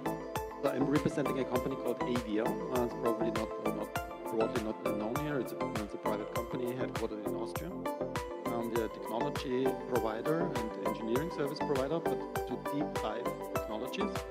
We are not an EPC. We are really providing deep dive technology. Traditionally, for example, with automotive powertrains, it's a €2 billion company. Our legacy business is in automotive. We work with every car and truck manufacturer in the world, developing powertrain systems. Our product is not the engine, the battery, the e-motor. Our product is the engineering service. And we are now switching very, very sharply since 10 years already to energy technologies, in particular across the hydrogen value chain. So which means we are with our partners developing technologies on fuel cells, on electrolyzers. Just a few examples for better imagination. We are the main technology partner of Airbus in the Zero-E program for the hydrogen propulsion commercial jet. We are installing in March a fuel cell-based power gen system in an Amazon data center in Texas, based on our technology, and we are working here with various partners to develop next generation electrolyzers, SOEC-based, PEM-based, AEM-based, and our contribution to that is really the technology. Therefore, of course, for the topic today, skills is very, very important for us, and I can get into that more later. Thank you. Assalamu alaikum. Good morning. Thank you, Sadiqa, for the introduction. Very pleasure, to be part of this panel. And I think that's your commitment from Oman that we believe in green hydrogen. We believe in the fair transition toward the new energy. And I think having Oman Net Zero Center tomorrow will complete the first year out of inception. So that's your confidently that we are moving in the right direction. Oman Net Zero Center basically will be the orchestrator to achieve the Oman Net Zero target by 2050. It was launched last year. It was 1st of December, and the first things we did, we started developing our revised net zero strategy. And based on the outcome of Oman Net Zero strategy, one of the main enablers to achieve the net zero is the hydrogen. So I think that's very important levers for us. It is very critical, among several industry, plus also transport, plus the power sector. And seriously, as of today, we have several of these projects, under planning in our pool of projects, which we are, monitoring in Oman Net Zero Center. And I think that shows that Oman Net Zero Center, driving and supporting, the execution of hydrogen-related projects. Thank you. Hi, good morning, everyone. I am Anton Geers from the Port of Antwerp-Bruges. We're the second biggest port in Europe, and we host the largest petrochemical cluster. So how are we contributing to the development of Oman? Well, first of all, we are an active shareholder in the port of Duqm since 2015. So we very much have an interest in co-developing the port, its infrastructure, its logistics, its integration with industrial projects, and then also to maximize local value creation as well as export potential. So that's one. And then secondly, we also have a fruitful relationship with Hydrom. Since December last year, we have a signed MOU to really work on establishing green molecule flows to build business relations between Oman and then the demand centers in Antwerp. Not only Antwerp, we have lots of local offtake potential there, but also throughput towards Germany and other markets in Europe, because we are today an important throughput hub for the German markets, and we aim to become the same for green molecules in the future.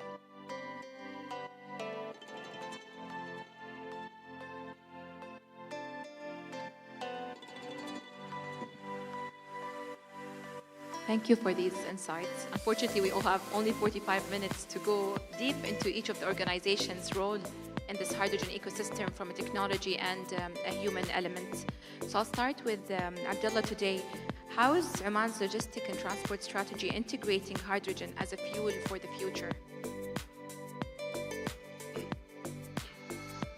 So 2 years back, when we started building the roadmap of decarbonizing the transport sector and logistics, so there was two different thoughts.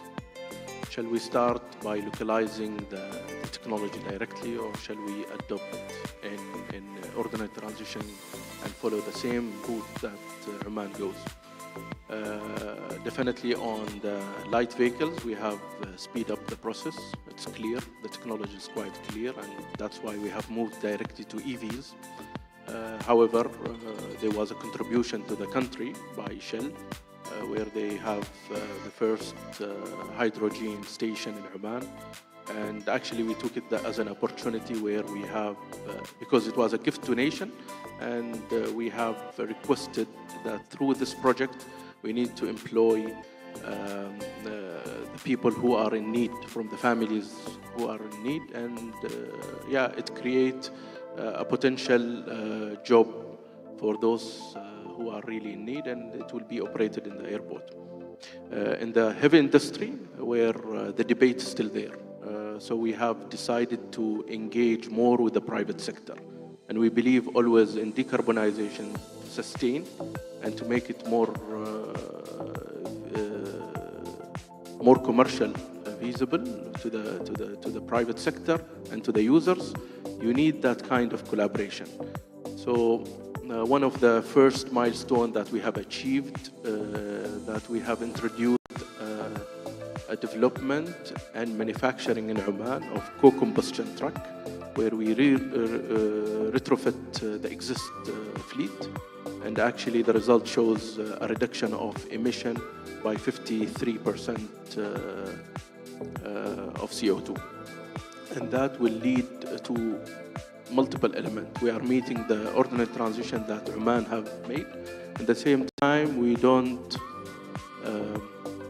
put an extra burden to the users and increase the cost, because still the hydrogen cost is quite high compared to the fuel.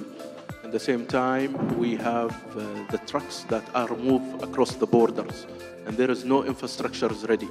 So you need to keep the trucks moving. At the same time, in Oman, you have the reduction. And that's still ongoing with a couple of entities in Oman, and we would like to link the ports with the concession area, Suhar to the concession area, as well Duqm to the concession area. And those corridors will be defined as a green corridor in Oman, and it will be particularly focusing on the heavy mobility. However, we still look at the fuel cell as a potential and the combustion engine of hydrogen as a potential. However, it may be quite earlier to be adopted here in Oman unless there is a mechanism to pay the difference of the delta. In the same time, we look to the maritime, and happily that we have signed already the first green bunkering in Oman as an investment opportunity. So we take always the transition and the decarbonization as an opportunity of investment. And we keep pushing in that point. So the more localized of industry in Oman, the bigger potential of decarbonize in many aspects. In the aviation sector, we have already announced the first production of SAF, sustainable aviation fuel, through a collaboration with a private sector, Power Nimmer, and we can see that the momentum in the private sector, it's really high, and they would like always to bring solution to decarbonize the sector. You need to hear them, you need to build the policy, you need to give them some incentives. And collaboration is always a key to sustain the business. As Oman, we are definitely committed for decarbonization and to reach our net zero targets. And we are part of different alliances. Recently now we are in the final stages to join officially the Heavy Truck Decarbonization Alliance, led by Netherlands.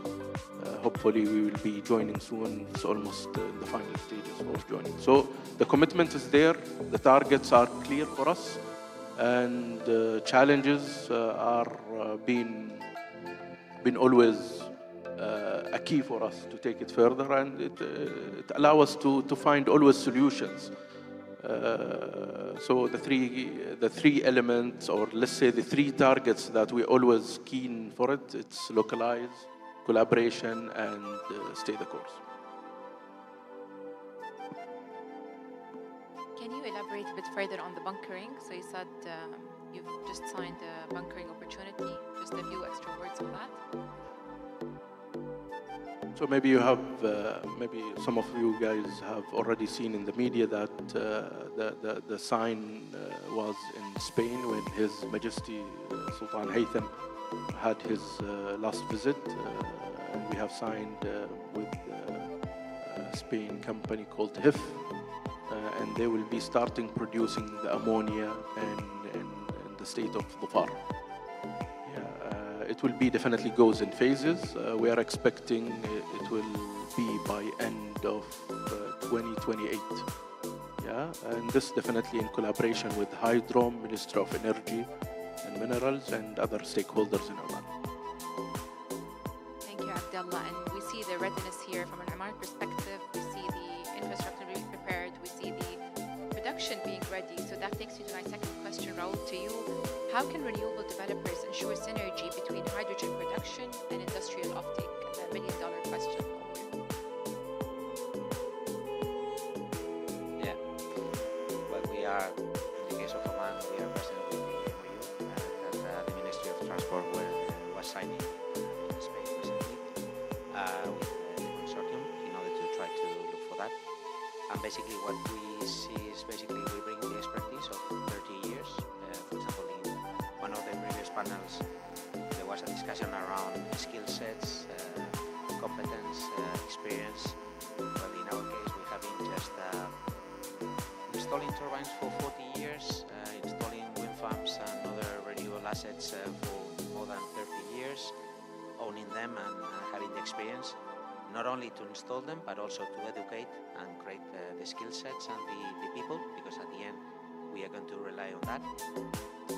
That's part of what we bring here, also the experience of what we are doing in other places, and basically having a very, I would say, honest understanding on what are the needs and how a project might be feasible, because at the end, that's basically founded on three main aspects, which is basically the cost of how you can produce your final product, the financing of the product and the project itself, and also the offtake. So these sort of three pillars, they have to be sustained on low cost of electricity, the proper capital expenditure, and a good basically understanding on the infrastructure that you need. Right? And those are the aspects that we see that in Oman you can find them. That's part of our intention to collaborate locally also with the Ministry of Transport, with Hydron, with the Ministry of Energy, and also with other partners as well, in terms of try to bring this as a reality.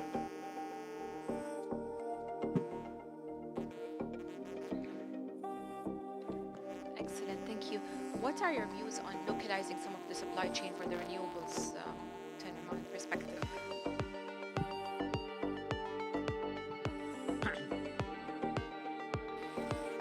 Okay, that's a tricky question because from my experience, everyone is always looking for localization, and you have to understand basically the cost of investment, and not only from a capex perspective, also the cost of how you need to develop skill sets and people to be capable to produce a product with a certain quality that you need. That's not straightforward, and we have suffered substantially in many developments that we were doing in many countries, in blade factories and in other things. It's obviously that from our perspective, it's important because at the end you need to have that sort of local competence in terms of having a proper vertical integration for the projects, and it's something that normally we look after. But obviously it has to be sustained on a proper pipeline project and certain volumes, because if not, the cost of the investment has no reason at all. I think in Oman, with the prospects, they might be right over there, and obviously we have to work all together in terms of doing that.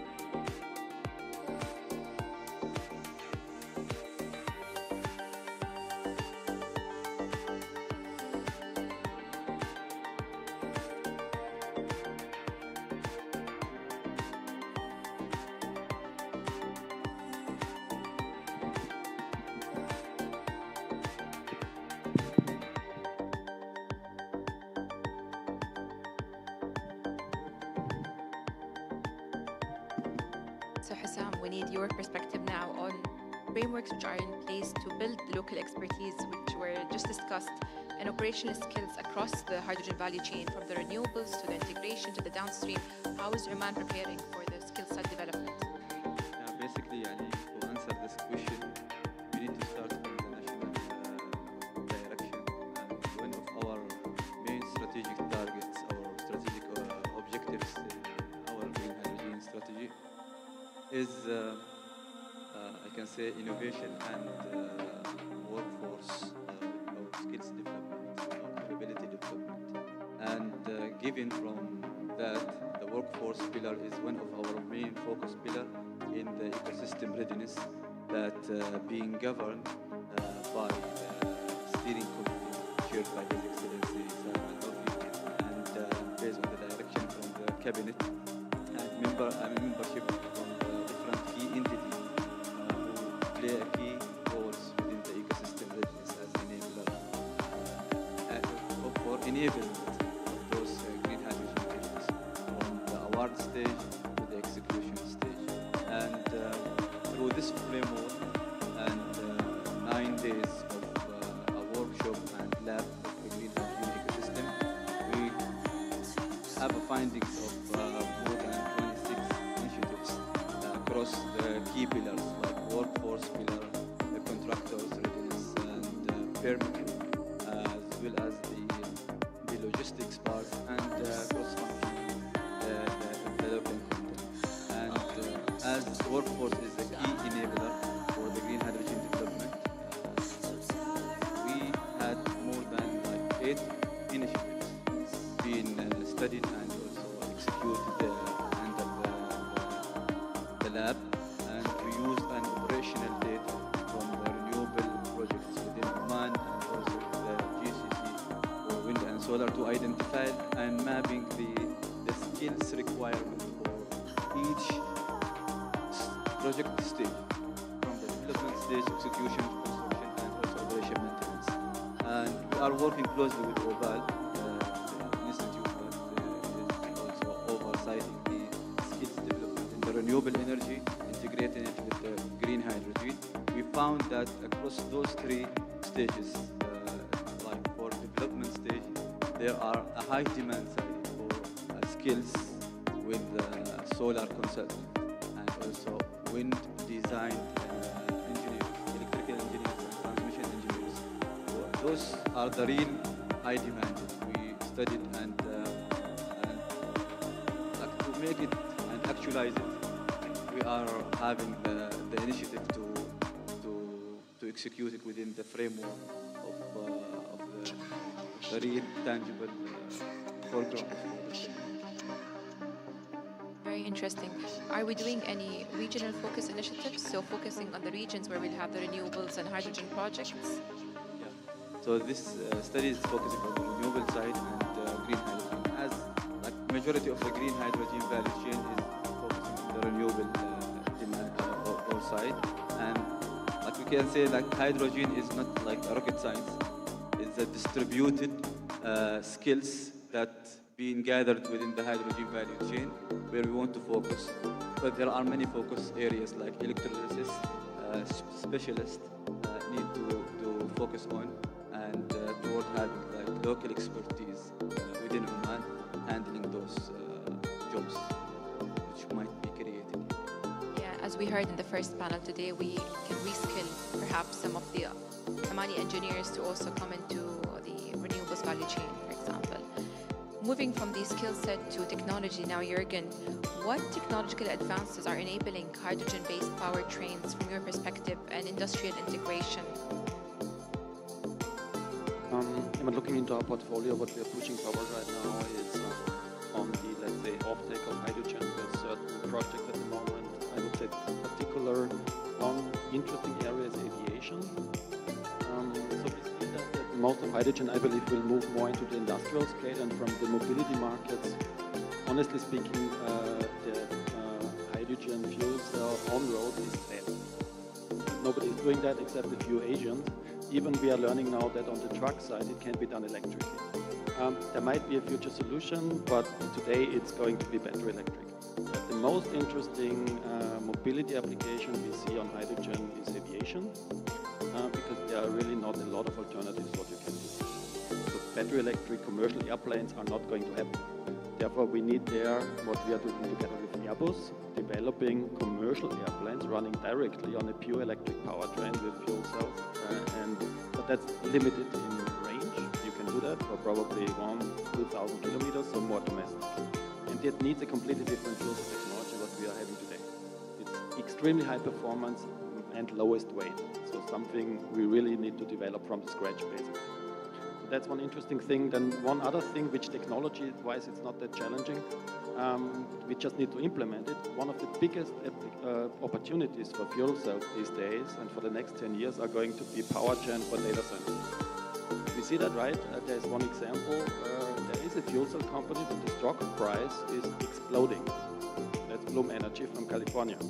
They are selling on-site power generation to data centers. So if you ask me what's the biggest market for fuel cells in the next 10 years, it's power gen for data centers. That's, as I said, technology-wise not rocket science. We just need to do it, and we need to upscale it because we need 20 megawatts, 50 megawatts, 200 megawatts. But there's a real opportunity there. More exciting, I think, the technology development is on electrolyzers because there's a lot of investments happening. So AVL is developing 3 types of electrolyzers. It's PEM, solid oxide, and AEM.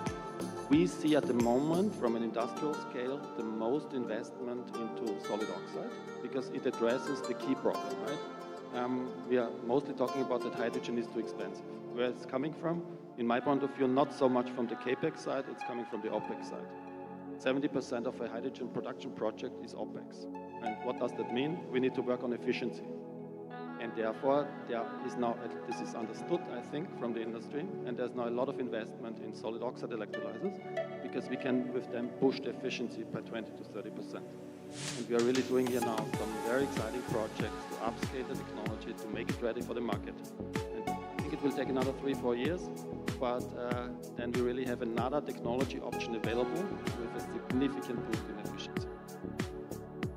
Interesting. So if there's one thing which you think Oman should focus on now in the immediate term, what would it be from your perspective on the powertrains and technology advancement?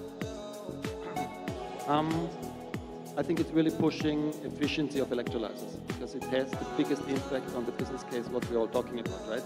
So the offtake, we are talking very often about the offtake problem. The offtake problem is in fact the business case problem, right? Because the offtaker doesn't have a business case because the green molecules are too expensive.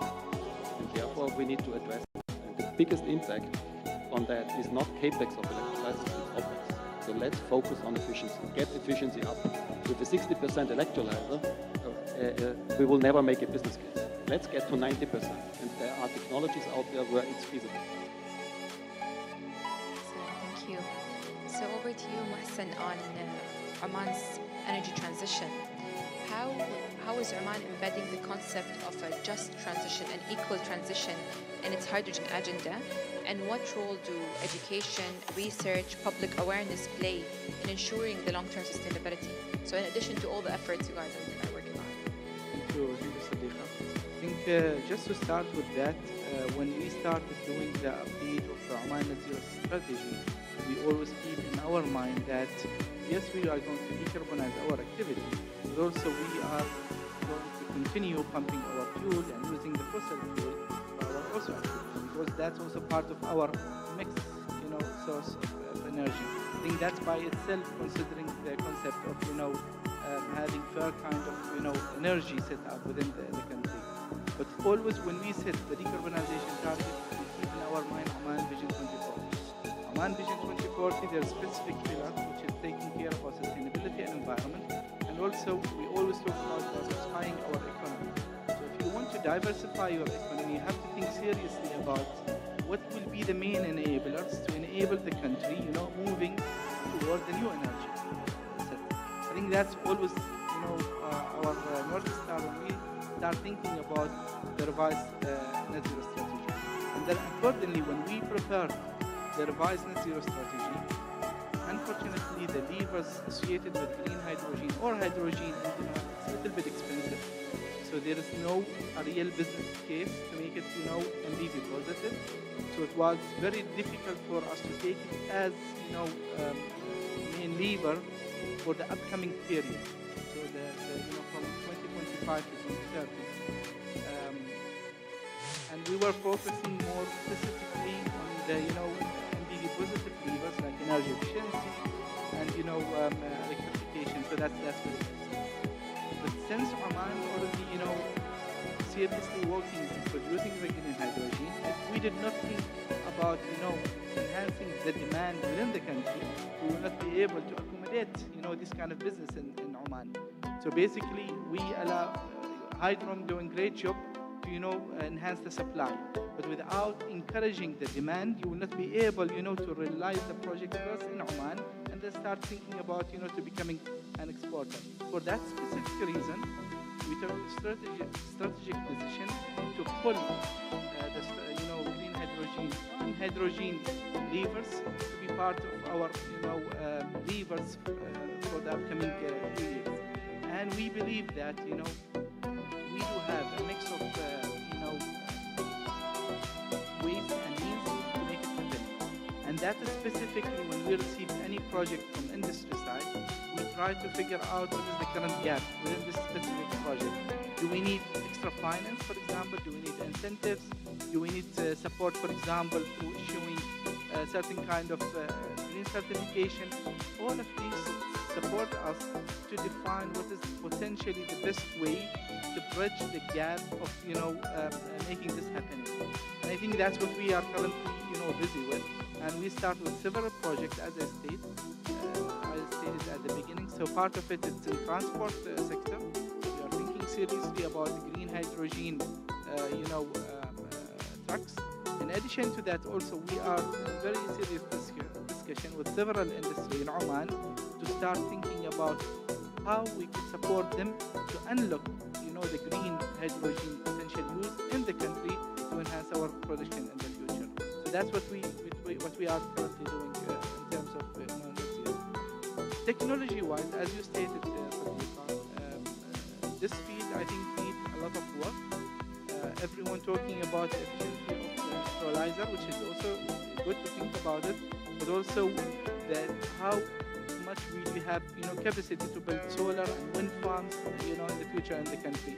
All of these come with certain kind of challenge which need to be, addressed. But we believe Hydrom is doing a great job in protecting all of these dots and enabling the country to be, a hub of production of green hydrogen in the future. Amazing, and I suppose this also encourages the economic diversification efforts as well in terms of increasing the products of higher value in Oman, so retaining the green hydrogen in Oman to produce products of higher value. And you touched upon transport, which takes me to Anton as well as Abdullah, on specifically delving deep into the hubs for hydrogen import and export. How can ports, Anton, from your perspective, serve as hubs for the hydrogen import and export, bunkering, and industrial conversion once we decide to basically export the products externally? And then also I'll come to you, Abdullah, to elaborate more on the same discussion. I came from port side, so I was working in Sahar port actually, in Free Zone. And I know, the upcoming step towards decarbonization within the port activity is moving towards, LNG bunkering. But also in the future, green ammonia will be a potentially very good solution, for the bunkering. When we are talking about, export, I think also, again, Hydrom doing a great job in order, to find the best way, to export the green hydrogen in the future, green ammonia or green hydrogen or whatever we call it. But, having the infrastructure ready in the country to start exporting this kind of product, I think it's something very critical. And putting certain kind of, investment upfront in enhancing that cooperation, it will show the commitment of the country. But honestly speaking, we have to think also about how we could utilize part of that green hydrogen or green ammonia in Oman, because also what will be easier to produce a green steel here or to export green hydrogen or green ammonia and produce steel in X country. So I think we have to think about both model, and I'm 100% sure Hydrom is doing so when we are talking about the export and of the green ammonia. On the ports, further on to elaborate on how you see them as being central hubs for the green hydrogen bunkering, as well as enabling the green hydrogen for Anton. Yeah. So when we are talking more specifically first about current availability of the ports within Oman, you will notice that we have a very good setup in Duqm and also in Salalah. It could be potentially very good connection of the ports toward export opportunity outside the country, and I think that's something very critical for Oman. And the Duqm, its port is very huge, and also Salalah, and both of them are also will be ready. Please. Yeah, so as you say, indeed, infrastructure will be critical, and that's where ports come in. At the Port of Antwerp-Bruges, we mostly focus on imports. It's very different than the mostly exporting ports in Oman, but yeah, it all centers around infrastructure as well. Local production, we only have very little of in development, only 25 megawatts in Bruges, so imports will be critical. Therefore, many terminals are readying themselves to host these imports in our port. Lots of ammonia terminals are in development, so storage tanks, but also cracking units. For example, Air Liquide has already commissioned a pilot cracker in our port a couple of weeks ago, 30 tons of ammonia per day. So that's a world's first, and that's only a step towards commercial cracking installations. Other companies that are developing the terminals are VTTI and Vopak and Advario. Air Liquide is active on the BASF side and will then scale up towards a cracker on the Covestro side. So there's lots of projects in development. These then have to be connected to a pipeline system eventually. So Fluxys is building an open access backbone in the port and then also extending towards neighboring countries, neighboring industrial clusters. These first pipelines are already put into the ground today. In the Port of Antwerp, since a couple of months, these pipelines are put into the ground, so they will become operational by next year.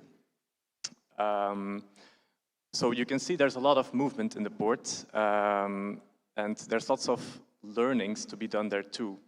And this is how we connect with Oman, in the sense that we want to share our learnings, the expertise, on many things, on safety, on technical standards, on these terminal industrial projects, on alternative fuels, on bunkering, on shore power.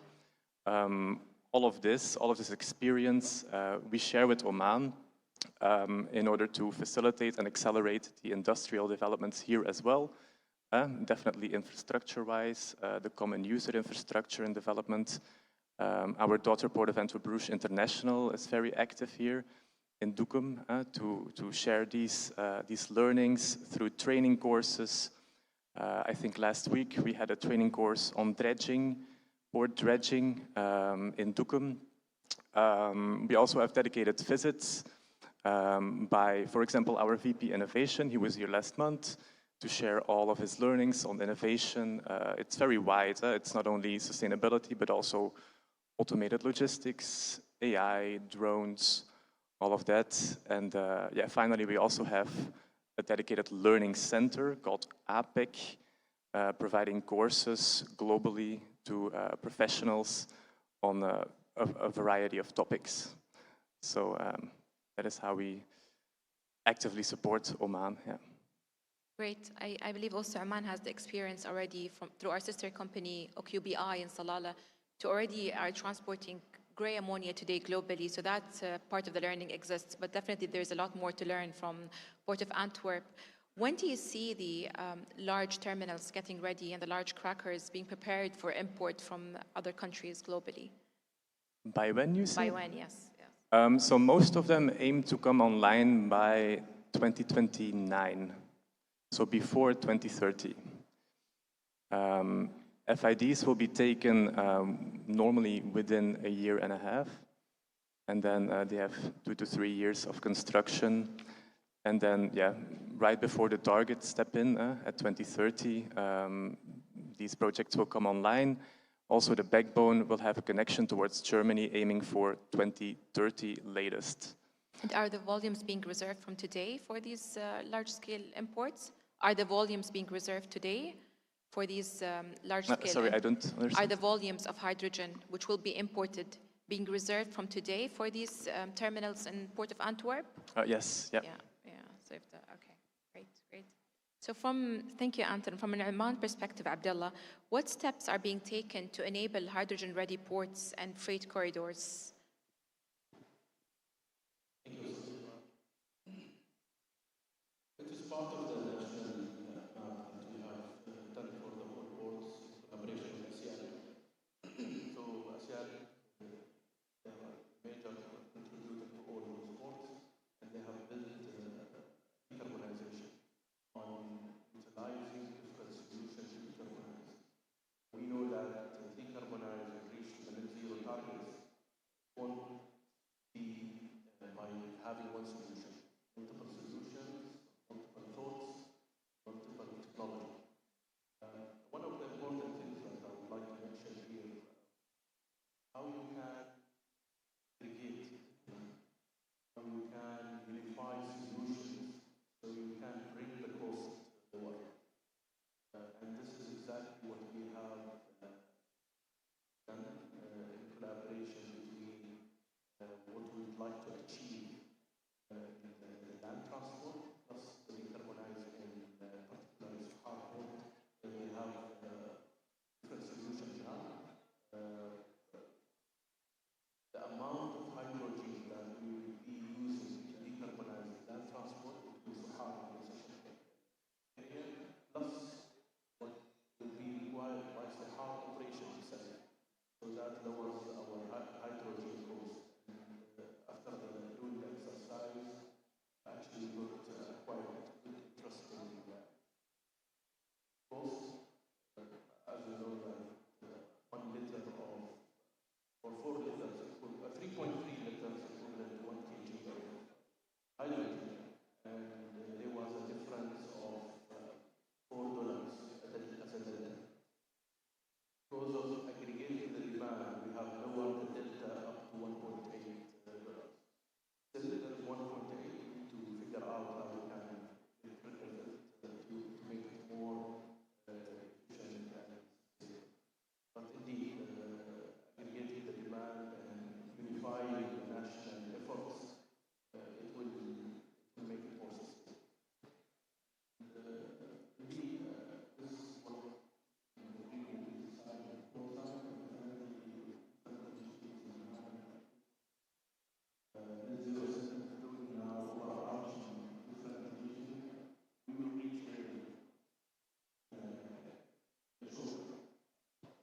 perhaps the ETS scheme would enable this as well to reduce the delta even further.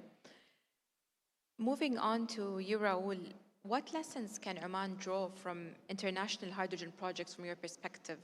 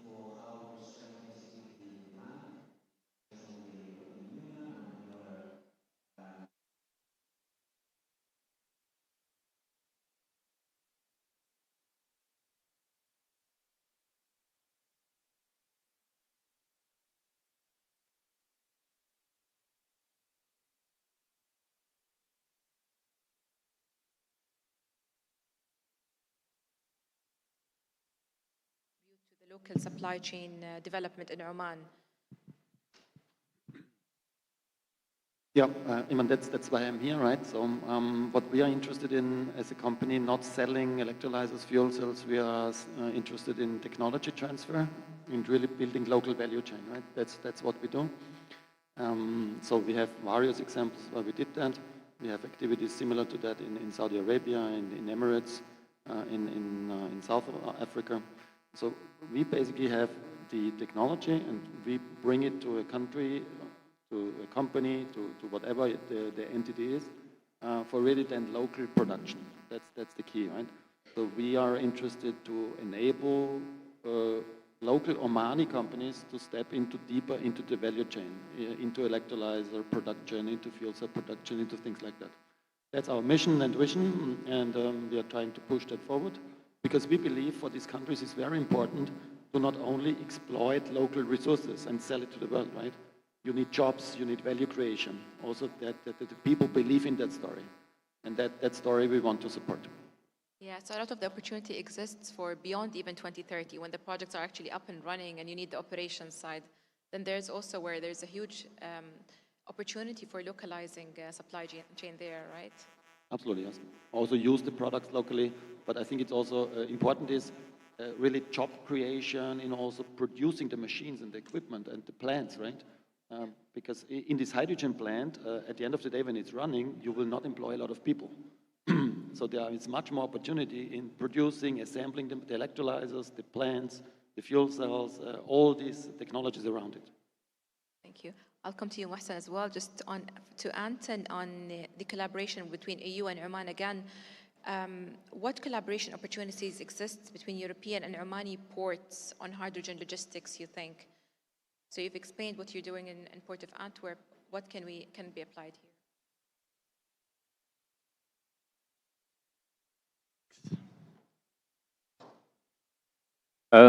So yeah, the Port of Antwerp Bruges is, as already mentioned, a very active shareholder in Duqm.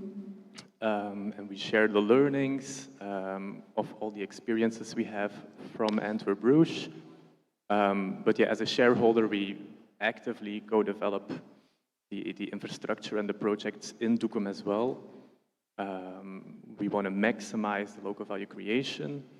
So it's best, for example, if you want to realize a green steel project that, if possible, you can keep the iron production in Oman, the HBI production, and then export the HBI towards Europe. That maximizes local value. Of course, that's complex. You need a skilled and trained local workforce. But yeah, you need to very much look into this potential because this then realizes most value for Oman. Yeah. Yeah, I like this phased approach, which is, I think, what Hydrom is also encouraging. Back to you, Hussam, on Hydrom. How do you see public-private partnerships in Oman strengthen training and certification for the green hydrogen sector? Public and private partnership is essential development of the skills required within the ecosystem. And I believe because neither private or public cannot build the capabilities by its own and alone. And from the private side, we have EPCs, developers, and also technology providers, OEMs, who have a clear requirement skills and a clear mapping of that internationally and also locally.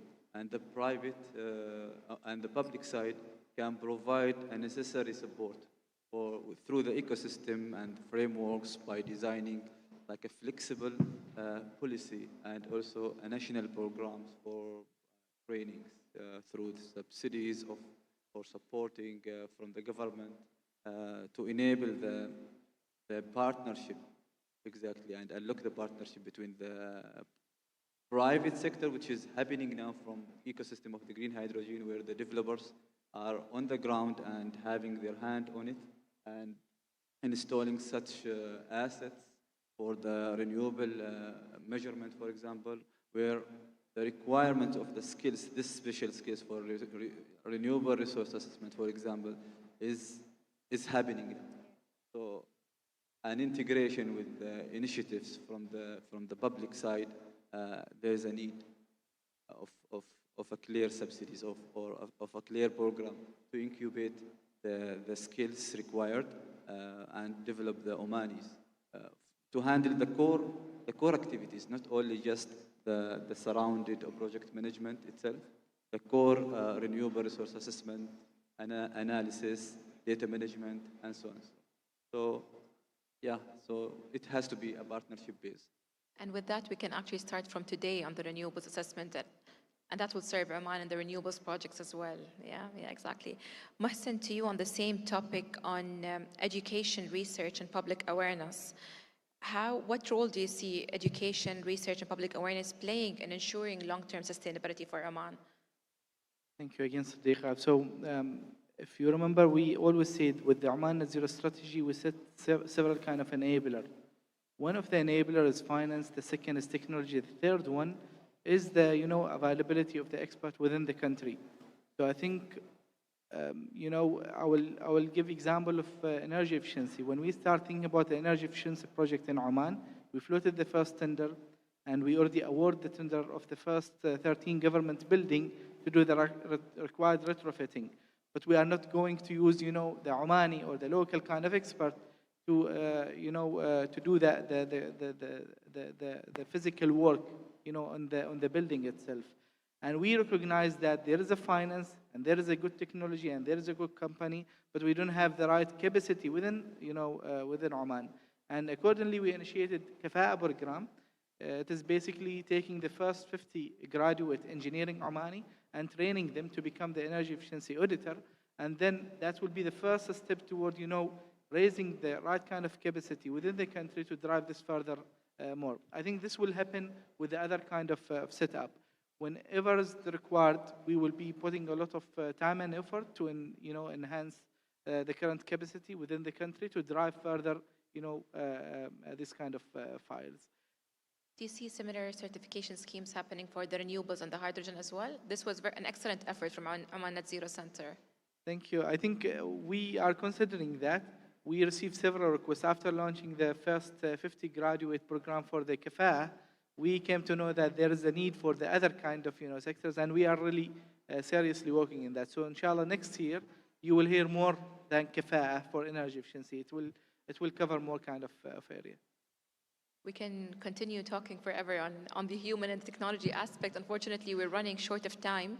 So can I have one closing remark from each speaker in general on the hydrogen ecosystem in Oman and globally, or even how EU and Oman collaboration can extend beyond infrastructure to include knowledge exchange, training, innovation, and basically what immediate next steps we can take to ensure that we develop the hydrogen ecosystem in Oman in a just and equal stage for everyone?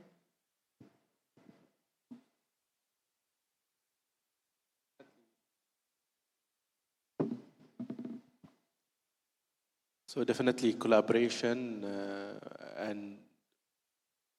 and keeping the dialogue always between different nations. Commitment and stay the course. It's a challenge. It's not an easy transition, but we are moving in that direction. It may take more time, but we have to stay in the course. Yeah, from my perspective, I think what is absolutely key is the regulation, right? So not only locally, but also internationally, and also from the framework of the collaboration in between the European, for example, and Oman, but also internationally, for example, the IMO and the rest of things, because the market is going to be created first by regulation. Yeah, basically I envision the EU and Oman relationship as a demand and supply. But it's not to be limited to the green hydrogen demand supply, it's also for the know-how, because EU itself has the operational know-how for a gap which is existing from the wind technologies, for example, and also the electrolysis. So like leveling up the partnership and relationship toward having this full ecosystem and focusing on the workforce demand supply, I can say, relationship. Yeah, short final comment from my side. So I think one thing was already mentioned today. It's very important to align regulations and standardization. I think that's very, very important to make the things happening. And the second thing is also a little bit on focus of things which have a short-term business case, right? We are talking about so much different things, but we already know that a lot of these things will not work in the next 5 years. So from an Omani European perspective, let's focus on ammonia, because there is no other way. Liquid hydrogen is not going to work for the next 10, 15 years. It's too expensive. We unfortunately can also not build a pipeline from Oman to Europe in the next 10, 15 years, as we are doing to North Africa. So let's focus on green ammonia. Let's get it working. And also look into use cases directly of ammonia, because cracking then in Europe is not the best idea, right? We can do ammonia to power with gas turbines. We can put ammonia directly into fertilizers. So let's focus on things with a pretty high efficiency, where we don't have too much losses, which have a business case in the next 5 to 8 years. I think Oman proven that it is a reliable country when we are talking about exporting of energy. We want to keep doing this, so, exporting the new energy in the future. And it's ammonia or green hydrogen, I think we are ready. We want to work hands in hands with the country from Europe. And I think potentially there is a huge kind of appetite, to have this kind of business. But I think we need to drive it further and take the last milestone to prove the concept of having green hydrogen production in the country, which will serve, all nations. And I want to say that we at Port of Antwerp Bruges and Belgium in general, we stand ready to connect Oman with European demand, to realize these new supply chains and to help realize the 2040 vision for Oman. Thank you very much to the great panelists today for this very interesting discussion. I honestly benefited a lot. Hopefully we keep the momentum going, and next year we can discuss execution in even more advanced stages. Thank you to the audience for listening in, and we'll catch you up to the rest of the day. Thank you.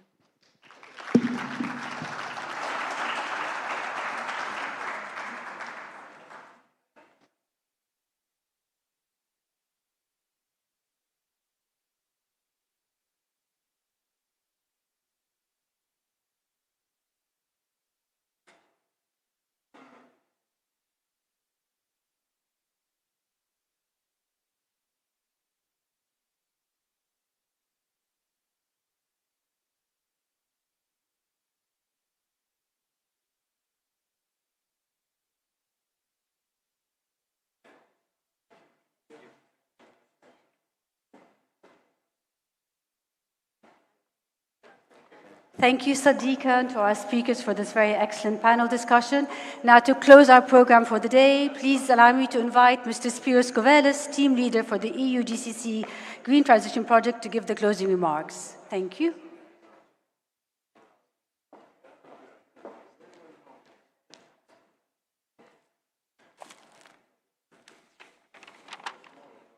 You know the joke that says, what stands between you and your lunch? That's me. But that's why I will do it very quick, and I will start by saying that, as I said earlier on, this is the second EU Oman Green Hydrogen Forum. The first one took place in December 2023, and we're very, very happy to have been able to organize it, and I think with a lot of success. I'll go very, very briefly over a couple of points I wanted to make, because we did speak today about the importance of regulation, the harmonization of regulation, common understanding, but also how we can promote and increase production in terms of technology, in terms of infrastructure, in terms of logistics, all of these things of the long value chain around hydrogen. And then, of course, the investment, how we can promote investment, de-risk investment, and make sure that final investment decisions, FIDs, are taken to do this, so that we can produce the volumes that are necessary, so that real export, real volumes of export can take place between Oman and Europe. And of course, we also heard about the importance of the EU side working not only on regulation, but also working with the private sector, with ports and so on. And there's a many more technical things that I could refer to, but I will not. What I will say in just 2 more minutes is that we do realize, both in Europe and Oman, and we heard that from everyone, that there is a lot more to be done, of course. Let's not forget that we're trying to put together a market for hydrogen, which for other fuels has taken many years, more than a decade in some cases, like LNG, for example, and we're trying to do it quick. But I think that we need to be very, very aware that a lot of work has been done. Very much work has been done, both on the European side, in terms of regulation, of defining and refining the regulation and make it understood by its partners, and of course, like we heard by the Undersecretary in Oman, the whole rounding of the full setup that is needed. So I think it is important that we do realize that we have a lot of work to do, but also that we need, as I heard one of the speakers, to stay the course. And the spirit is to stay the course and be as ready as possible, as quickly as possible to make things happen, because this is what will make hydrogen happen and the collaboration between Europe and Oman and all the other countries that are in that. Time is not on our side. We saw that COP30 resulted in less than what was expected, but all of this reminds me, you probably remember from Greek mythology, or Ulysses, Odysseus, who said that I have to go in this course and I don't look at what the sirens are calling around me. We need to do the same. And so we need to engage in more dialogue, but also make things happen. And of course, in our part, we are very much willing to make things happen. And this is why we have already been discussing with the ministry and with BIRBA to look into the possibility for the 3rd EU-Oman Forum, which hopefully will take less than 2 years to happen again. So I'm hoping to do this, and I'm quite confident that we'll be able to do it hopefully next year. Now, in closing, I would like to thank a few people and a few institutions that are very important for this happening this year and also hopefully next year. So first of all, I want to cordially thank and acknowledge the great hospitality of the Sultanate of Oman. Every time that we have been organizing something here, it's been a real pleasure to work with the Omani friends. Of course, thank the ministry for its support and the Undersecretary personally for being with us today. I want to thank cordially the team of BIRBA for the organization of this wonderful event. And of course, I want to thank the EU Special Representative Luigi Di Maio and his team for working with us, as much as the EU delegation and the ambassador for having supported this. Of course, I want to thank our Commission colleagues for being with us. Of course, I want to thank all the speakers, you as audience, the interpreters that have been very patient with us, and all the technical people. And last but not least, I want to thank the team of our own project, and especially Rania and Seir. Please give a hand to Rania. She makes it look easy, but it's a lot of work. And well, with that, lunchtime. Rania, you want to come up and close this? No? Okay, so I will do this. So thank you very, very much for being with us, and inshallah, we'll meet together next year. Thank you. Oh, sorry, I forgot to tell you that, among other things, Rania will be producing the event report, which you will all receive by email if you have registered for the event. Thank you.